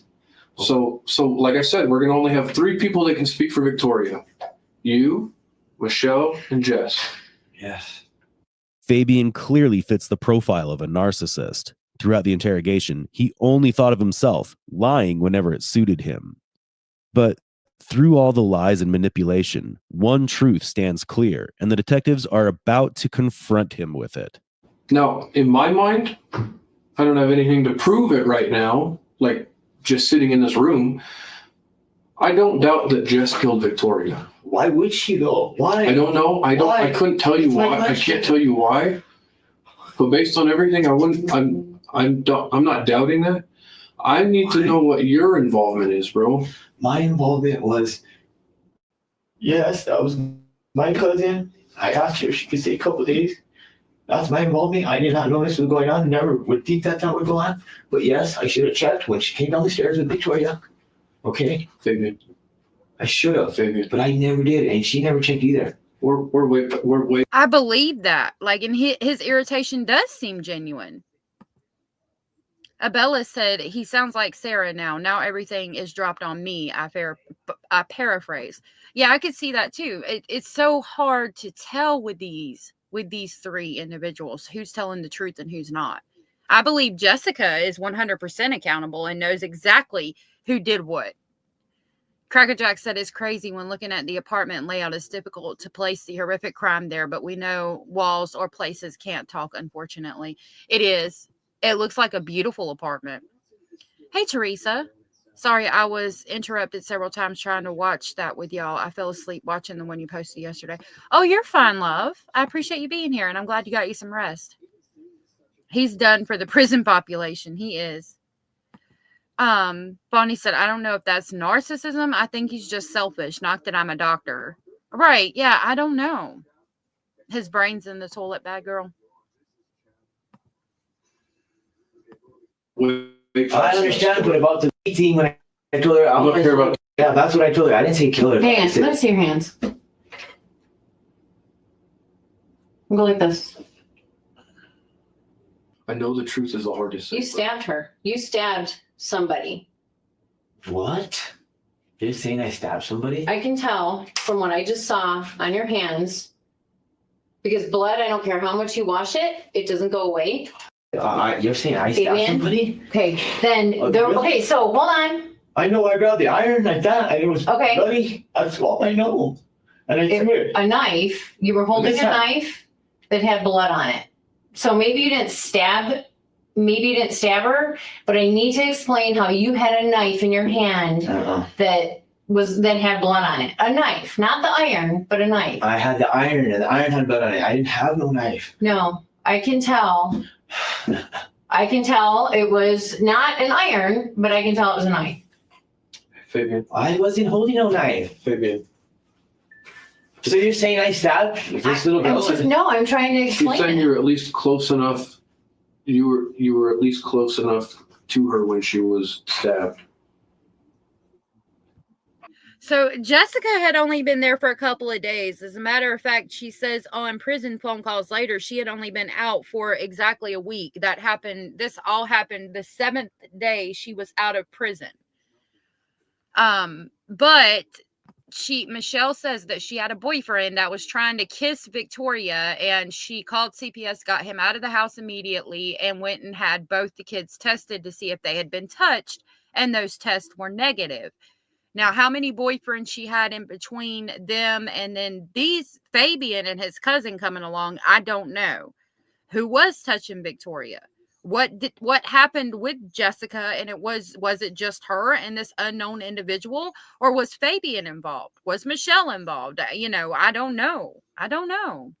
I'm trying to, it's so hard to place it together. And then they say that the state of New Mexico messed up on this case. So even though I'm FOIA, I'm purchasing all the information that the police department or everything about this case, even though I'm purchasing it, am I going to get the truth? Like, are they going to, because they're not going to put out what they messed up or where they messed up. So will we ever know the truth? I don't know, but we're trying to figure it out. You don't believe that? You don't, he grabbed an iron and not a knife? I'm wondering. He has some kind of blood on his hands. I don't know. I'm on the wall. It could be the iron and blood that was on the iron, or it could be an iron. Because if you think about how you would hold the handle of an iron, you would hold it the same way you would hold a knife. So I'm on the fence about it. Oh, well, thank you, Genevieve. I don't know. I'm going through what records I have. I have 282 paper documents they sent me, and I've got CDs with the interrogations. And I've got to figure out how to get the DVDs to play. So I'm going through that and working on figuring it out, and I'm going to put it out as soon as I get it all ready for you guys. To have some sort of evidence on you. Me too. But Okay, so then who stabbed her? Stabbed who? Victoria. Who stabbed Victoria? I don't know. Who killed Victoria? Fabian. Jessica. Okay, how did it happen? Just tell me what happened. I think she did it when we told her we were leaving. I told her we'll be right back. No, I need to know what you actually know. When I told her we'll be right back, one of my brothers, I didn't know what we were getting. So I went to go get some. Okay? Right? And she came with me. Michelle. Okay. And I think she was acting really weird. I think that's when she did all this to me. But I need to know what you saw. My chat's jumping. Nessie UK, I think that's a possibility. Cindy, thank you so very much for the support. That was so very sweet and supportive of you, and I appreciate that so very much. That's awesome, because I've got that live stream scheduled for tonight for members only. So that's some more members that will get to come and make soap and lotion with us tonight and just hang out and talk. Thank you so much for that. That was so sweet and supportive of you. I really appreciate that. Those went to Not That Nikki, Cocabella, 323, Georgia Freckles, Strong Short Soul, Italy Loves VA, and I think yep, I got everybody. If you were gifted from Cindy from South Florida and you are where you were gifted, please tell Cindy thank you, and I will grab the crazy train and pick y'all up on the way to Speculation Station. I'm going off the rails on a crazy train. Thank you so much, Cindy. That was so sweet of you. I really appreciate that. Yeah, we're going to make goat's milk lotion and goat's milk soap. I'm going to do it at the tiny house that we've been cleaning, and I'll have to just run back and forth between the houses when I grab the ice cubes for the soap, I suppose. We'll figure it out. Nessa said it sounds like the start of a pedophile ring, starting with Jessica, then Fabian, then Michele, and whoever the other DNA came from. It's a possibility. I'm wondering if Jessica was involved with some bad people when she got out of prison and maybe owed some money or was trying to get back in the game, and something happened in that aspect. I don't know. I know there's another unknown male's DNA. Hey, Orange Rose, good to see you. And it's good to see you, Mayla's mom. Glad y'all dropped in. Didn't see it. Fabian, I didn't see it though. the truth is the hardest thing I understand. sometimes to let out. I understand. It's the biggest burden in the world. I understand. I didn't kill that little girl. Okay, so then how did Jess kill her? You guys probably know that more than me. I'm thinking since we didn't hear it, she probably strangled her or something, like probably something like that. Okay, let's kind of narrow things down and get you focused. Okay, Okay. please help me. Now that's important, because just like I say with Jennifer Soto, why do you go automatically to strangling when that is the cause of death? With Madeline and with Victoria, the cause of death was strangulation. And with Jennifer and Fabian, they both go straight to, I don't know, she was possibly strangled. Why is that your go-to? If you really didn't know. I'm going to help you. I'm going to help you. I'm kind of getting in trouble for something I didn't do. The only knife I was holding was when I was cutting the potatoes, and I was going like that, and I was going like that. Put it in like that. I still vouch for that. That was the only knife I was using, but I put it back in the dishwasher. Fabian, and going to bed. Okay? I'm going to make food. Hang on. So Yes. in I understand it, buddy. Victoria's room,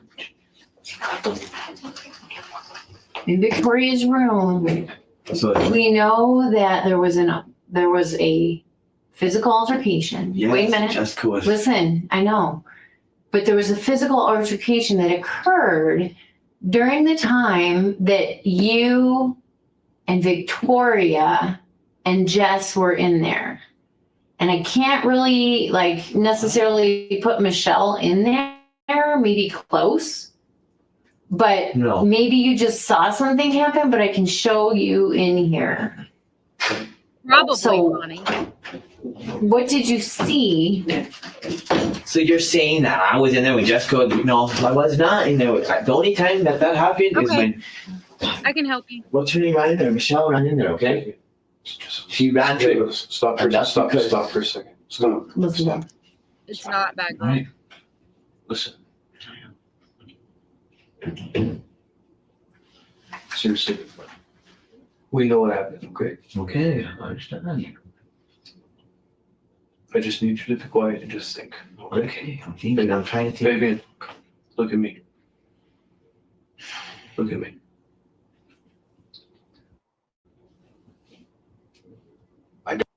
Please don't forget to hit the thumbs up. Thank you, Crackerjacks. And Shraddha just gifted 5 memberships. Thank you so much, Shraddha. That was so sweet and supportive of you. I really appreciate that. Those went to Catherine Ludecki, Michelle Jones and family, Tracy Nisi, Soups399, and Gigi. If you were gifted from Shraddha, please tell Shraddha thank you, and I will grab the crazy train and pick y'all up on the way to Speculation Station.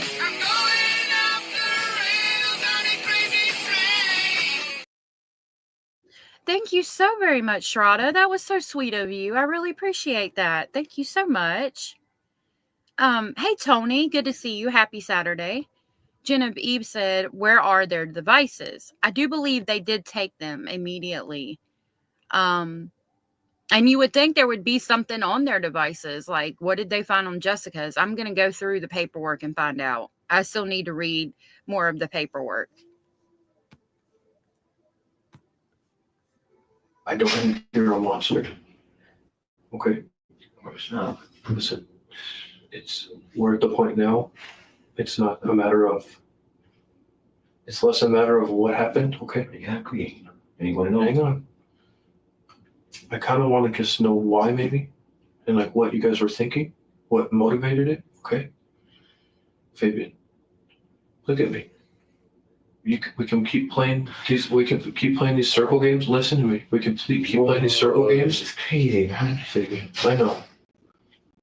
I don't think you meant to do it. You do what? Just listen. I don't think you meant to do it, and I'm not sure why you guys did it. Guys. Well, you and Jessica. Why we did it? Listen to me. I didn't. Fabian, this is the time. Hey. Oh, no. I believe he didn't do it. Hey, Rooster. I'm going to play you. This is for you, Rooster. I have a rooster. His name is Mac Daddy. Here you go, Paranormal.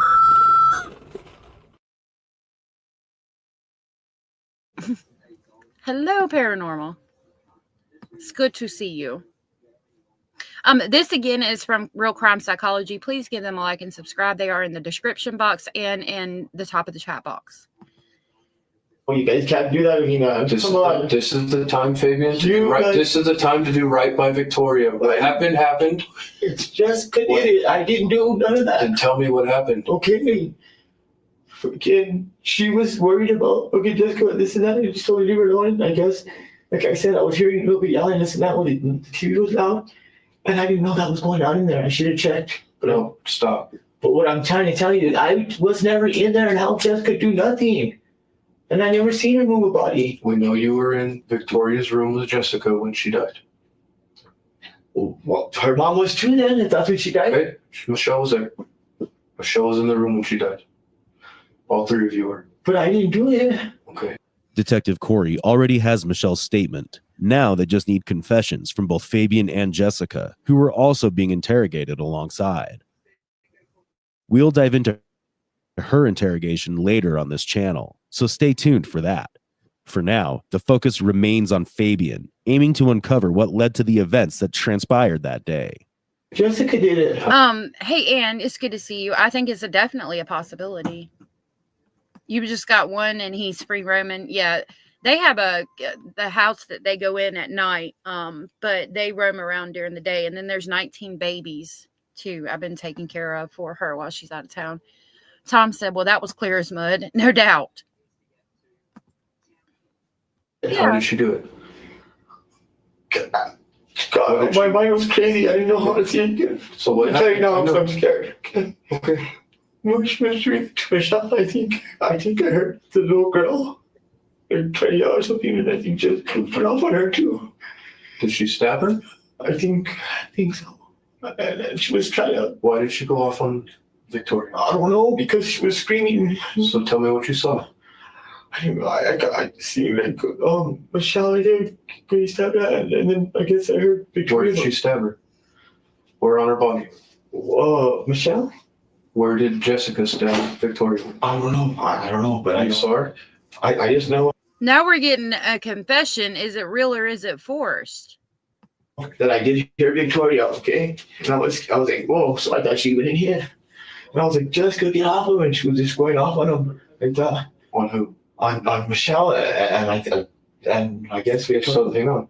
I guess we played, but I didn't get to see. So I was so scared. I was like, no, please, quit, stop. I was. So that's where Victoria died, in her bed.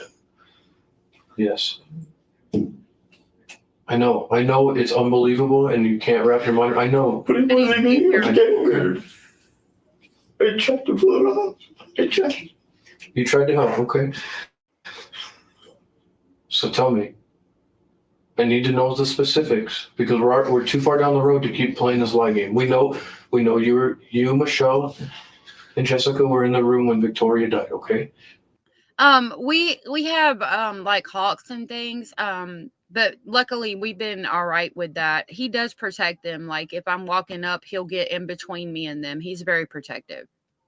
Jessica had so much drink and was stabbing at both of them, and I was trying to pull it off, and she was falling. She was right ball. And I think Victoria, because I heard her, but I thought she hit, like I said. I think Victoria must have ran up and tried to like stop it or do something, or try to run out the room, and Jessica to stop it. She was like, and I couldn't see because she hit, and I was like, Jessica, stop! I was trying my hardest. So where did she stab her? Did you see?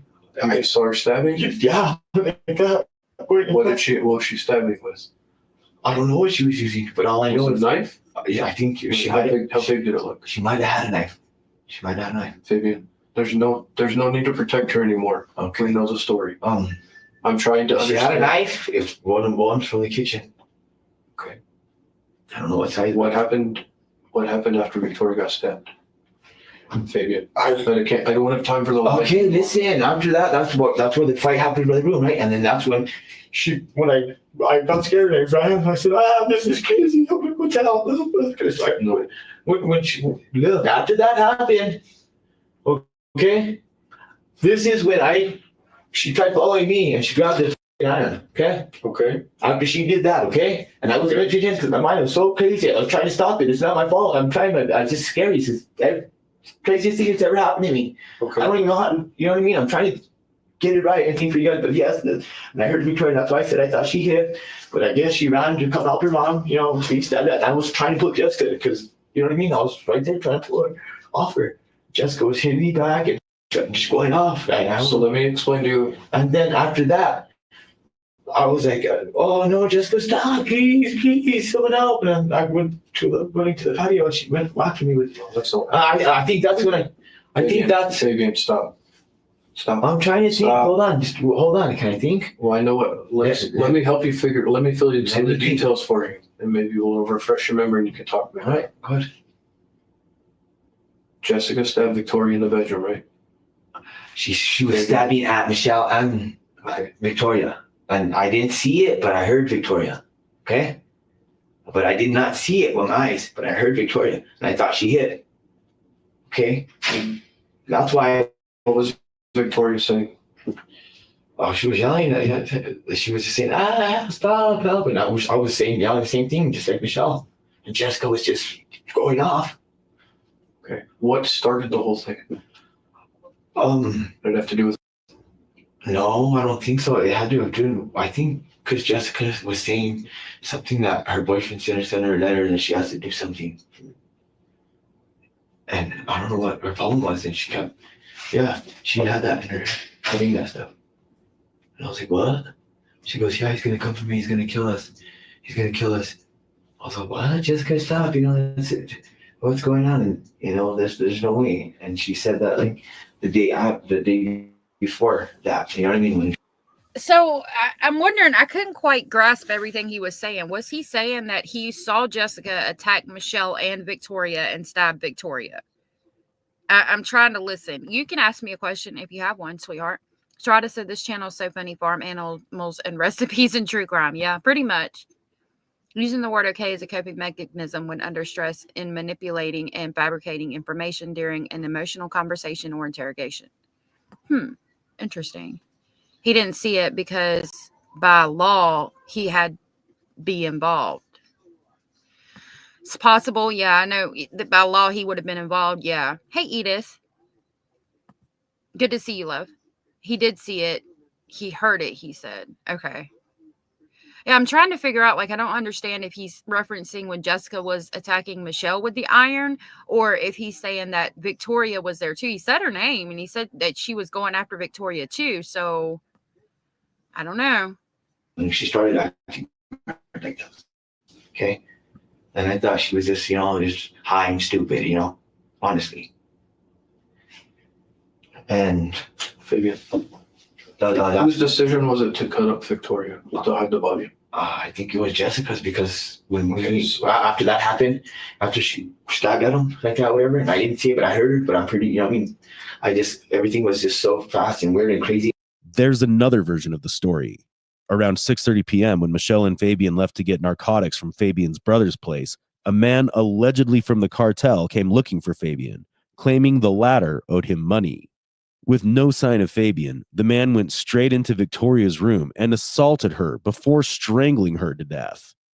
He then instructed Jessica, who was in the living room, to dispose of the body. This mystery man's DNA was found in Victoria's autopsy report. So let's fill in the gaps real quick. Okay. On the time. So Victoria gets stabbed. So I'm wondering if that's true. Like, because I don't know. I mean, I personally have not ever messed with the cartel. Let us all take a moment and thank God for that. But I've heard that, like, if they are pissed off at you and if you have pissed them off, they aren't going to commit homicide on you specifically. They'll commit the homicide on your wife and children. So if Fabian owed somebody money and that person did know, like, go whatever, Jessica called that person over to get meth or whatever, and Fabian owed that person money, would that person have went in thinking Victoria's Fabian's daughter and kill her? Like, is that a possibility? I mean, there was another person's DNA found. Paranormal said, is that the first stretch of the morning when y'all first wake up? I crow long and loud. Yeah. They don't normally mess with kids. See, I don't know. I've just heard things, you know. Interesting. Yeah, making a bit more sense, said Indy. Right. Yeah, it depends on which cartel, too. I could see that as well. But, I mean, the person, I'm assuming, sexually assaulted her, too. So would they just run in, sexually assault her, kill her, and then roll out in like a 20, 30-minute period? Jen said, what if Victoria was attacking Jessica? Michelle intervened. Jessica knocked her out with the iron. Okay, Victoria attacking Jessica. Michelle intervened. And then Jessica hits Michelle with the iron. Fabian intervenes and gets hit too. When they come to, Jessica was in the process of disposing. That's a possibility, I think. Right? Victoria gets stabbed. Did you and Michelle leave the house to go get the and come back? No. Okay, so you guys. No, we're already back. We're already back. Yeah. And I done smoked the bowl and everything, and that's when I lay down. Okay. Right? Fabian. I smoked the bowl. Fabian, I know you were in the room. We know you were in the room when Victoria was stabbed. I'm not saying you stabbed her. I know, but I told you, and I tried stopping it. She was trying to stab my child. Yes. Okay, so she stabbed her. Then Jessica came up with the idea to cut up the body? I don't know. No, She had to have, because You were there. about that. you were there. Let me tell you this, okay? Yeah, I'm talking. You're kind of jumping the gun on me. Okay, so tell me what happened then, because you fed us a bunch of bullshit the last couple hours. Because I was scared. But then when you told me that, Michelle just came in and told us the real story, the whole story. Okay, so you're helping her clean up the blood in the bedroom. I didn't help. No, in the kitchen. Whose blood? Michelle's. Because I didn't see no blood. I was trying to. You don't understand. Fabian, cut the. Knock the off. Listen, this whole cockamamie scheme, it's bullshit. We know what happened. She's sitting in the other room telling us what happened. So listen, you're looking me in the eyes. I don't remember if I seen blood there already or if it was from Michelle. I told you that. You're still trying to Fabian, you're still trying to go back to this old story? I'm not going to go back to the old story. What I'm trying to tell you is the truth, okay? And what I'm trying to say is I don't remember seeing blood there in the beginning. Okay, I'm talking about the bedroom. Okay, the bedroom, I never went back in there. No, because once I got off the balcony and asked for help, I never went back. Never went back. Let me ask you this. Keep talking. I'm going to go clear that. So, I can't believe I'm trying to do this. Really? I'm telling you the truth now. Please listen to me. This is a little girl here. This is no game. I know. But you know what? If, I know crazy happens and things happen really fast. Yes. And you may not have met for some crazy. I mean, I could definitely see that too. Oh, look, a squirrel.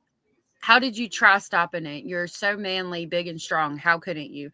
Well, if she's, got that meth strength, I don't know. Y'all are saying bullshit.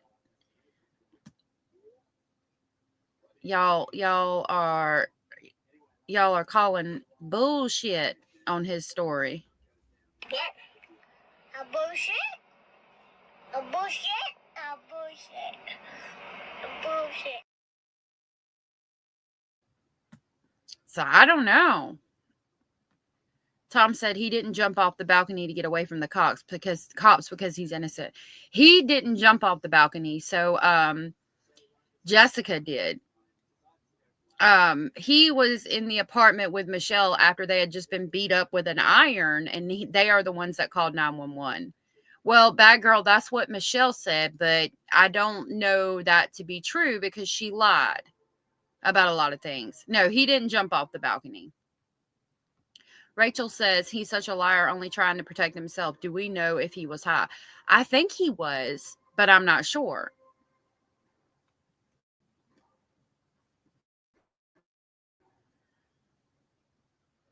Crazy to happen, but because you were so scared, you may have done something because you were so scared that you normally wouldn't have done to hide something or something like that. So Because I was scared. I wanted to go tell. I get it. I wanted to tell right away. But I was saying, we were in there for like 20 minutes. well, there's a difference if you did something when someone's alive or if you did something when someone's dead. And I can't tell you. I mean, I'm just not going to put words in your mouth. But I'm just saying, you know, all I'm saying there's is, a big difference. we jumped on the balcony. Okay. But After she stabbed at Victoria and Michelle, and I couldn't pull it off, and she clocked me in, and I finally grabbed it from her and threw it off. Okay. Then Jessica ran back in there, and I was scared, and I'm jumping off. I didn't know speakers were on, so I went down that way, and that's how I got wet. And I went to this first neighbor's, whatever. Like I said, the next door over, the top one, she was like paying me off, and I was all stupid or whatever. So it sounds like he just said he did jump off the balcony. I don't know. Yeah, that's the issue, Rachel. And I'm trying to find the truth, you know? Yeah, too busy eating tacos. There's a please, what's going on? And a piece of clothes. Okay, whatever. And she was looking out that bathroom window, and I ran to the middle of the parking lot so wait for the cops to come because I thought she was calling. And when she looked out the bathroom window, I was like, oh no, it's going to take it for long. That's why I ran just to the next one, which was 407. And I said, please help, man. So my cousin's in there over there. She's trying to stab at the little girl. And you know what I mean? My girlfriend and stuff like that. I said, I don't know what's going on. I really don't know. Please help. I don't know if she has someone after me or what. Please help, please. And then so when I said that, that's when they started calling. I was waiting there with them, and he was outside when we looked. and that's the same stuff that we've heard over and over and over. Okay. Yeah. Let's pause. And then So they got a countdown to a twist coming up. Hell, I can dress a deer out in 30 minutes. Dude is lying, not knowing what happened, and he's scared and revealing other parties involved. Tears are so fake. He's given too much detail, said Tony. Dramatic, chaotic idiot. He supposedly sprained his ankle jumping off the balcony. Okay, thank you, Tom. Bullshit, says Nonchalant. I shut the door with them. Hold on, we called it, and then that's when we went back out there because me and him heard something. My door slammed, and we heard like somebody cry. And so I said, babe, I'm over here. No, come on here. She's like, where you at, babe? And she said, those are exact words. Where you at, babe? And I said, I'm over here. Yeah. Fabian refuses to give in. He still believes he can get away from the interrogation room free. Fabian. So this is where we're going to start the story, Fabian. The real story. Mm-hmm. Hey. I'm trying to You really got a cop attitude? No. There's a dead 10-year-old girl? That's what I was just telling her. I said, over a 10-year-old girl. You guys think I'm just around? I'm not. Well, you know why? Because we have the mother in there telling us the real story, how she watched her daughter die. So I was in back of Jessica pulling, and I know Jessica. Let's go to the real story. I didn't see it. When you guys walk in the house and Jessica told you that Victoria had ate a bunch of and was having a seizure. Let's start from there. What? I would have. Jessica said that? No, Michelle. I believe him in this moment. The way he's like, what are you even talking about? Especially considering there was no meth in her system. When you guys went in the house and Victoria was having medical problems because she had found and ingested 8. Tell me what you guys did at that point. Fabian, if you think I don't know the story, I know the story. I understand, but that sounds weird as The whole story's weird, but we're getting the truth. That's crazy. See, we know that she didn't ingest meth. So his reaction, we can tell that this is legitimate because none of that happened. There was no meth in her autopsy. And he's saying, the cop is saying she had a seizure because she ingested meth. And he's like, that is fucking nuts. No, that didn't happen. So this is a legitimate. We know that that's a lie for a fact. And it's, I mean, I don't know. It looks like the way he's been acting the whole time to me, maybe a little bit more dramatic, but not much. Crazy. No one ever told me that. Okay, so Then tell me, if you didn't know she ingested, tell me what happened on the bed between Jess and Victoria. What did Jess do to Victoria? I know she didn't stab her to death. How did she kill her? I don't know. All I You know, were there, so you do know, because I you were was there. standing in the room. I was standing in the room. You ever seen I was standing in Victoria's room watching Jessica do that? Where was Michelle? In the room. What room? In Victoria's room. I didn't see her do that. I just seen her See going her do off. what? I just seen Jessica go See her off do on Michelle, and then I heard Victoria, and I didn't see that. I was too scared of trying to help and get Jessica off after she already woke us up and did that. You saw Jess kill Victoria. How did she do it? You saw her. You were there. It's all. You didn't do it. She was You trying to didn't do kill me and everybody in it. there. You didn't do it. How did she kill Victoria? The fight was way later. Between you guys. How did she kill Victoria in the bedroom? We know, but I need to hear it from you. How did she kill her? Are you sure I was there? I know you were there. Maybe Nessa. Fabian. Jessica, Cornish. I guess, went in there. I haven't seen this neither, but I was thinking she went in there, okay? And she said, oh, I was like, what the hell, so she's been in for a while. Then she came out, she goes, oh, I took care of her. She's fine. She's sleepy. She just doesn't feel good. That's what she said. So I didn't think she really took Fabian. I didn't really think she did something to her like What that. did she do? What did she do to her? I wasn't Did she tell me what she did? She laid on top of her and what happened? I think she laid on top of her. Stayed on top of her. So you saw that happen? No, Yes, but you she admitted. Fabian, you saw. She told me she took care of her. She's always laying down with her. She said, I laid down with her. She's okay. I took care of her. And I was like, well, I didn't think nothing of it. So now that you're saying that, that's what she did. She's always laying down with her, he said.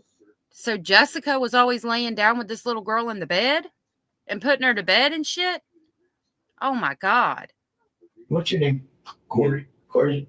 I didn't see it. All I know is Jessica was being really weird. So then after she came out and you knew Victoria was dead, what did you guys decide you needed to Well, do? she didn't say she was dead. She just said, I took care of it. She was just Michelle asked Jessica what happened. Yeah. If she discovered her daughter dead. Or she was there. Wait, does Michelle ask Jessica what? Can you tell me? I'm being honest. I don't have exact words. Okay, but like, But Jessica or Michelle knew that Jessica was dead. Jessica was dead? I'm sorry, that Victoria was dead. Yeah. Well, how come Michelle didn't tell me that? Who made the decision? How come Michelle didn't tell Who me? made the decision to cut up the body? Jessica. I didn't make no decision. And who cut up the body? Jessica. After Victoria died, it took a long time. It took a while to cut up her body. Who cut up her body? Fabian, it was you. What? It was you and Jessica. No, it wasn't me. It was you and Jessica. Don't blame me for that, please. Fabian, No, it wasn't. you had the knife. She said that I did Fabian, that. Did she say I did that? you had the knife. See, we know that.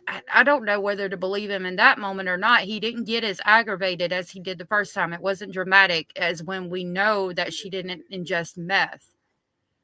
So I don't know.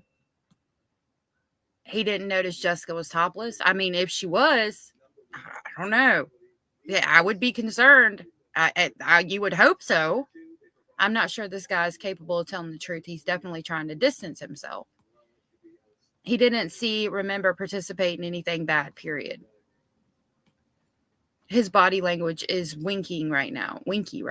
Yeah. Knife. I had the knife. And Jessica was holding her body. Bull crap. Then tell me what happened. Bull crap. Then tell me what happened. Jessica did it. Did what? Describe it to me. Tell me what happened. Do you see where? Yes, okay. Michelle didn't tell me that Jessica took her to the bathroom, okay? I didn't know that, okay? Because she didn't tell me that. All right? So I was just in there, chilling and smoking both weeds and, just watching TV. Okay? Like I usually always do. I didn't know Jessica was in there doing that. I thought she was on the balcony. You were there. You knew she was getting cut up. How come you don't believe me? Because I have somebody in the other room telling me that they watched you cut up a little girl. She said she watched me? Yes. This is not a game, Fabian. I know this is not. I didn't cut up no little girl. You guys are crazier than hell. Then why is she telling me that you did? I don't know. That's crazy, bro. I'm telling you right now. That's way crazy, guys. No. Please, no, don't do that to me. Fabian. Please. Fabian. I didn't do that. Why did you guys decide to hide the body? I didn't decide not. Jessica did all that on her own. Then what did you do? Well, tell me. Because you keep saying Jessica did it, and then I ask you specifics, and you go to a different part of the She story. cut up my body. Okay. And you watched? No, I didn't watch. I ran. No. This is before you ran, knocked it off. Oh, okay. You were there. You were in the apartment from approximately 10 o'clock to 4:30 a.m. During that time, Victoria was cut up into pieces and 4:30? No, I wasn't in there till 4:30. Dude, that's when the police were called, was 4:30 a.m. Yeah, I was already gone for a good while when I tried to run over there for like 45 minutes. So I tried to go to that door. So there's a 30-minute difference. From 10 a.m. to 3 a.m., you were in there while Victoria was being cut up into little pieces. You were there. Jessica was going off. I was trying to stop this, okay? I was trying to stop it, okay? Fabian has spent the entire interrogation insisting he wasn't in the room. But now he walks straight into his own trap. As his web of lies unravels, he inadvertently exposes the truth that he was there all along. What? So let's see what he says right now. Did you see, and how was she cut up? Jessica was doing that either in the. I think she was doing it. Where was she doing it? Not either or. Where was she doing it? I think she was doing it either in Victoria's room. And you were there. Crackerjack said, I don't have a clue what went on here. Who was involved in what? I just know none of them should have had custody of any child ever. And that's the one thing we can all agree on, for sure. That's when I was trying to stop it. After she was stabbing at him, I think she was doing that. You know what I mean? I don't know. Do you understand? Do you see how your story is crumbling? You guys are completely stressed out. This is scary to me. You don't understand this. I'm not going down for something I did not know or do. Okay, well... Yes, I was there. Okay. But I did not know. So then you need to tell me exactly what happened.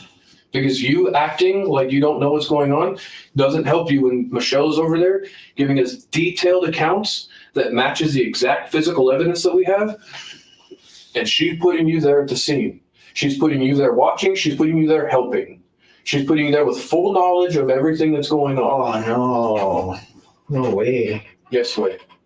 Detective Corey does an outstanding job, starting by asking Fabian to name the person who killed Victoria. From there, he strategically shifts his approach, directly confronting Fabian with the evidence.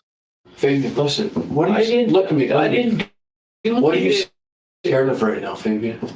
What am I scared of? What are you scared of? I'm scared of being bad for something I didn't do. Okay. Very scared. Okay. That's how scared I am. I cannot go down with something I didn't do, and I will take this all the way. And with like, I know I didn't do that. Fabian, I'm do telling you feel like if you tell me the truth? No, I don't. Then whatever, but no, I didn't do that. Why would she run to me? And why would I go get help? Or why would she run to me and say, oh, she didn't just kill my daughter. I hope she didn't kill my daughter. I said, why would you say that? She did. There's no way. Even ask the people in 407. So Fabian, let me ask you this. How do we explain? And then she took her socks off. I said, go ahead and get your socks away. My socks are bloody. I was like, Okay. okay. How do we explain your DNA on the knife that we found that has So body he tissue? just said Michelle came over to the apartment at 407 and her socks were bloody. And she said, I think she killed my daughter. That's interesting. on it? My DNA? Yeah. On what knife? The knife that was used to stab the little girl. My DNA? Or cut Like it? on the handle, you know? That's the knife that I used to cut the potatoes. I know what it was. It was the Okay, one. no. That, But- well, is it not that kind of? Is it kind of big? How do you know what knife it is? That's what He was asking because, I mean, they're saying, how do you know what knife it was? I mean, but he's saying that's the knife I used to cut up the potatoes. It looked like this. Is that the knife you're talking about? Like, I don't know. I feel like he's telling the truth for the most part. I'm trying Because to that's the figure out. only knife I used for potatoes. To cut the potatoes I got, and Michelle was vouching for it because we were there doing it together, and I cut them for her. But you said Jess had the knife. So how do you know if you didn't see what knife Jess had? Because if Jessica had got a knife, then she got the one that we used to make dinner with to cut the potato. How do you know that's the knife she got? I don't know. You cleaned the kitchen and put everything away. I didn't clean. I cleaned the kitchen. I didn't clean the dishes. I just put the dishes in the dishwasher. Can I tell you this? I'm not going. I understand. I'm not going down for something. Listen, that's ridiculous. If I'm in an apartment and my cousin kills a 10-year-old Good girl, question. I'm not sure. I would freak out too. I don't know how I would react to that. Okay? Yeah. I don't Because just know. being there, I can see how I would feel like I did something wrong and I need to cover it up. I get that. Cover it up though. I'm telling you though that. Again, I know Jessica was on and she did it. And I was just scared. I didn't know she had anyone else there or waiting for me. Fabian. That's what I know. Really, you guys are really gonna Fabian, listen to me. We've been in here for almost 4 hours. Oh, please listen to Fabian, me. everything you told me the first 3 hours was essentially not true. So now, I believe that you guys got in a fight, but that's way after the fact of what we're really here for. Who got a fight? That you, Michelle, and Jessica, she was Jessica. hitting you with the iron. I believe all of that. Yes. I believe that. But that's way after the fact, after Victoria died. And after she was cut up. I didn't do that though. Jessica did that. Okay, listen, Fabian. I didn't do it. Listen to me. There's no doubt in my mind, and we all know that you I'm not sure. you had a part in cutting this little girl. Now, let me tell you, if she's already dead I didn't do when that. you cut her up, it's not that big of a deal. I didn't. But if you know what I'm I didn't saying, do that. I'm not admitting that. but Not admitting that. I'm not. well, I didn't do that. I'm not just gonna- trying to Who did? listen. Then who did? Who did then? And explain it to me, other than I just ran out. You know what happened. So if you were standing there, what happened? I sat there and broke up Jessica going like that, okay, to Michelle and I guess Victoria, because I guess that's when I heard her, you know? In the air like this, or Maybe. actually stabbing someone? You're You're fast forwarding to about 2:30 to 2:33 in the morning. I just blacked out and didn't know what I want- for that. I want to What know. the hell? I want to know what happened between about 10 when you guys got home from going to your brother's. Okay. From then until when Jessica woke you up again, Okay. Then we went in there, okay? because that's when Victoria died, right? I don't know. Yes. Well, let me tell you, I don't know. This is, Right, Nessa. I think Victoria was dead when we got there when Jessica was coming down the stairs. Okay? Well, why do you think that? Because what you're saying now, and then how I you're saying, and like I didn't really think of it, nothing of it. I just thought like how I thought, like when I first told you my story, like she was, and I was like, why? And then how it's weird, but no one told me anything. Jessica didn't say nothing, and they said she was just. The footage abruptly ends here, and unfortunately, we only have this much to reveal of Fabian's side of the story. Even though Fabian didn't confess, later during the trial, he struck a plea deal, admitting to reckless child, resulting in death and tampering with evidence. He was sentenced to 37 and a half years in prison, a term that reflected his direct involvement in the events surrounding Victoria's death. Victoria was only 10, but her heart was full of hope and love. A life brutally stolen, and that too on her birthday. She must have been so excited to turn double digits, but sadly, she didn't live long enough to experience it. Her smile could light up any room she entered. Her teachers and classmates adored her, and they would forever mourn the loss of such a bright soul. The world was simply too harsh for an angel like her. As we conclude this case, we are left with heartbreak and outrage. How can someone be so cruel as to take the life of an innocent child in such a brutal manner? How far has humanity fallen when even children are not safe? Every day, countless cases make headlines where young girls like Victoria suffer the same tragic fate. How strong must the justice system be to make people think twice before committing such heinous crimes? Share your thoughts in the comments. We deeply appreciate your support and are committed to bringing content that informs and raises awareness. And while Fabian's story ends here, another disturbing case involving someone from his own family is yet to be told, one that will leave you just as stunned. You wouldn't want to miss it, so stay tuned. Thank you for I would like to see what that one is. So again, that was from Real Crime Psychology. Now, remember what I told you about how they said the state of New Mexico messed up on this case, and the fact that the interrogation abruptly ends there. Like, what happened afterwards, because that's not the end of the interrogation. We've all seen interrogation videos where they, you know, say that's the end and the person usually gets arrested or they walk out of the room.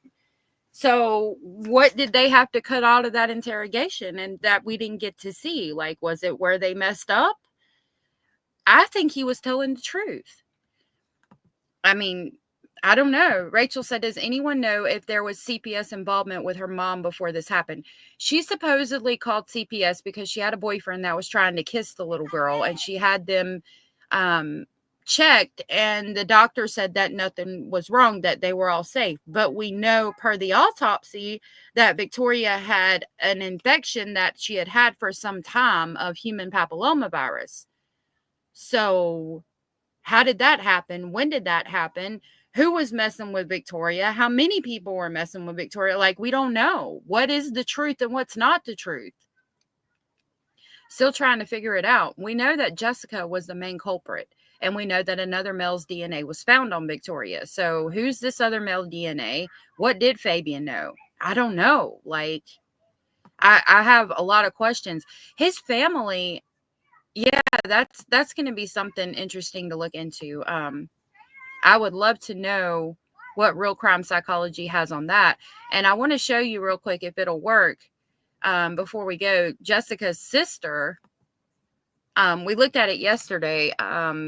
Getting kicked out of court, you can get an idea of the family dynamic. Hold on. There we go.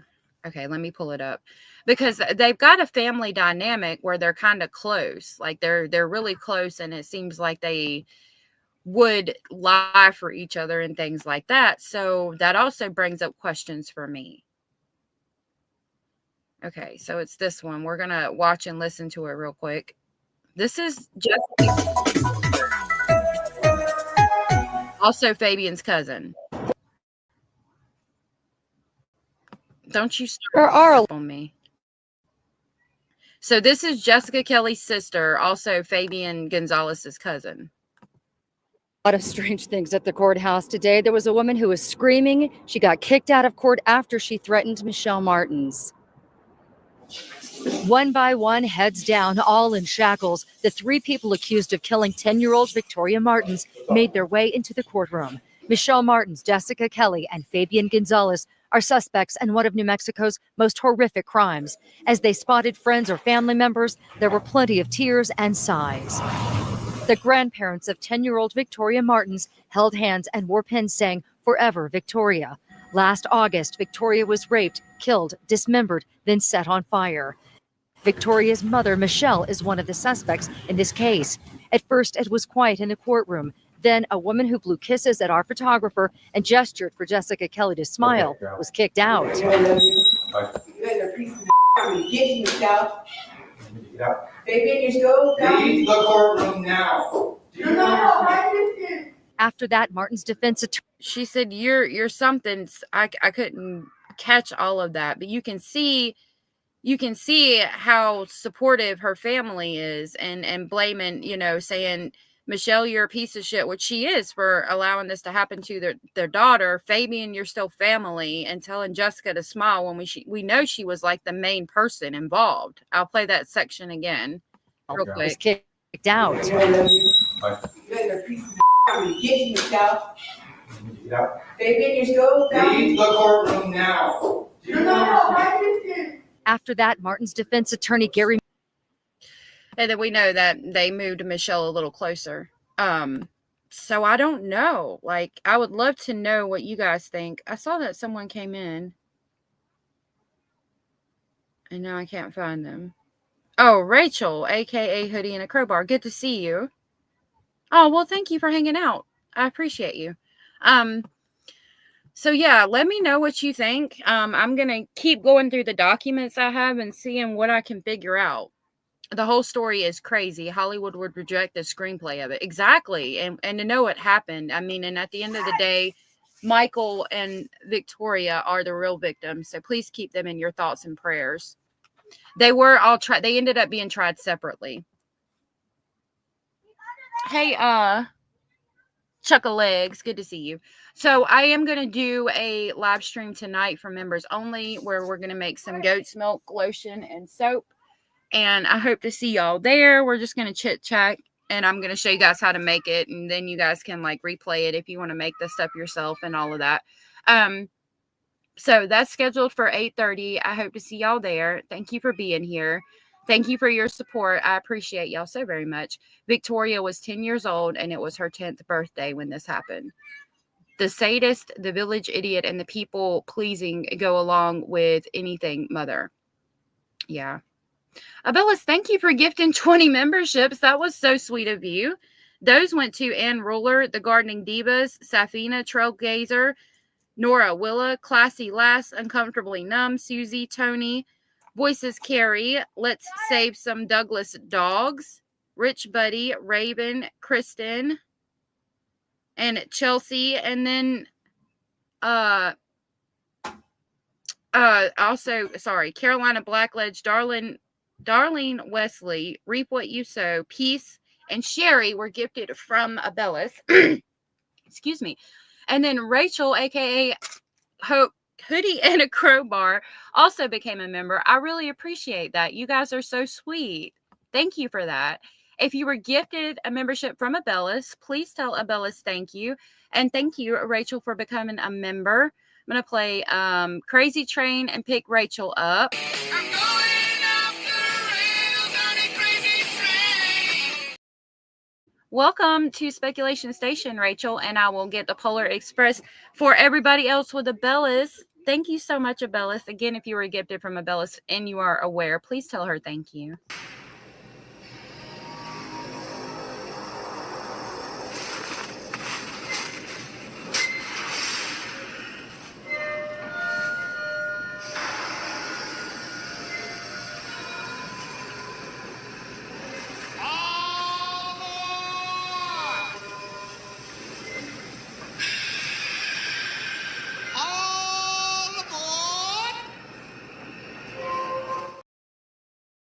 Thank you again, Abellis. That was so sweet of y'all. If nobody has told you, you are important, you are special, you are loved. Thank you so much for hanging out. Please don't forget to hit the thumbs up on your way out. I will see our members tonight, and everybody else, I will see you Monday for closing arguments in the Jose Morales trial. And then on Tuesday, Stephen has a court hearing that I'm going to try to catch if they televise it. So I hope you all have a good Easter too. Happy Easter to everybody. Enjoy it with your family and your babies. All right. I'll see y'all later. Thank you. Bye.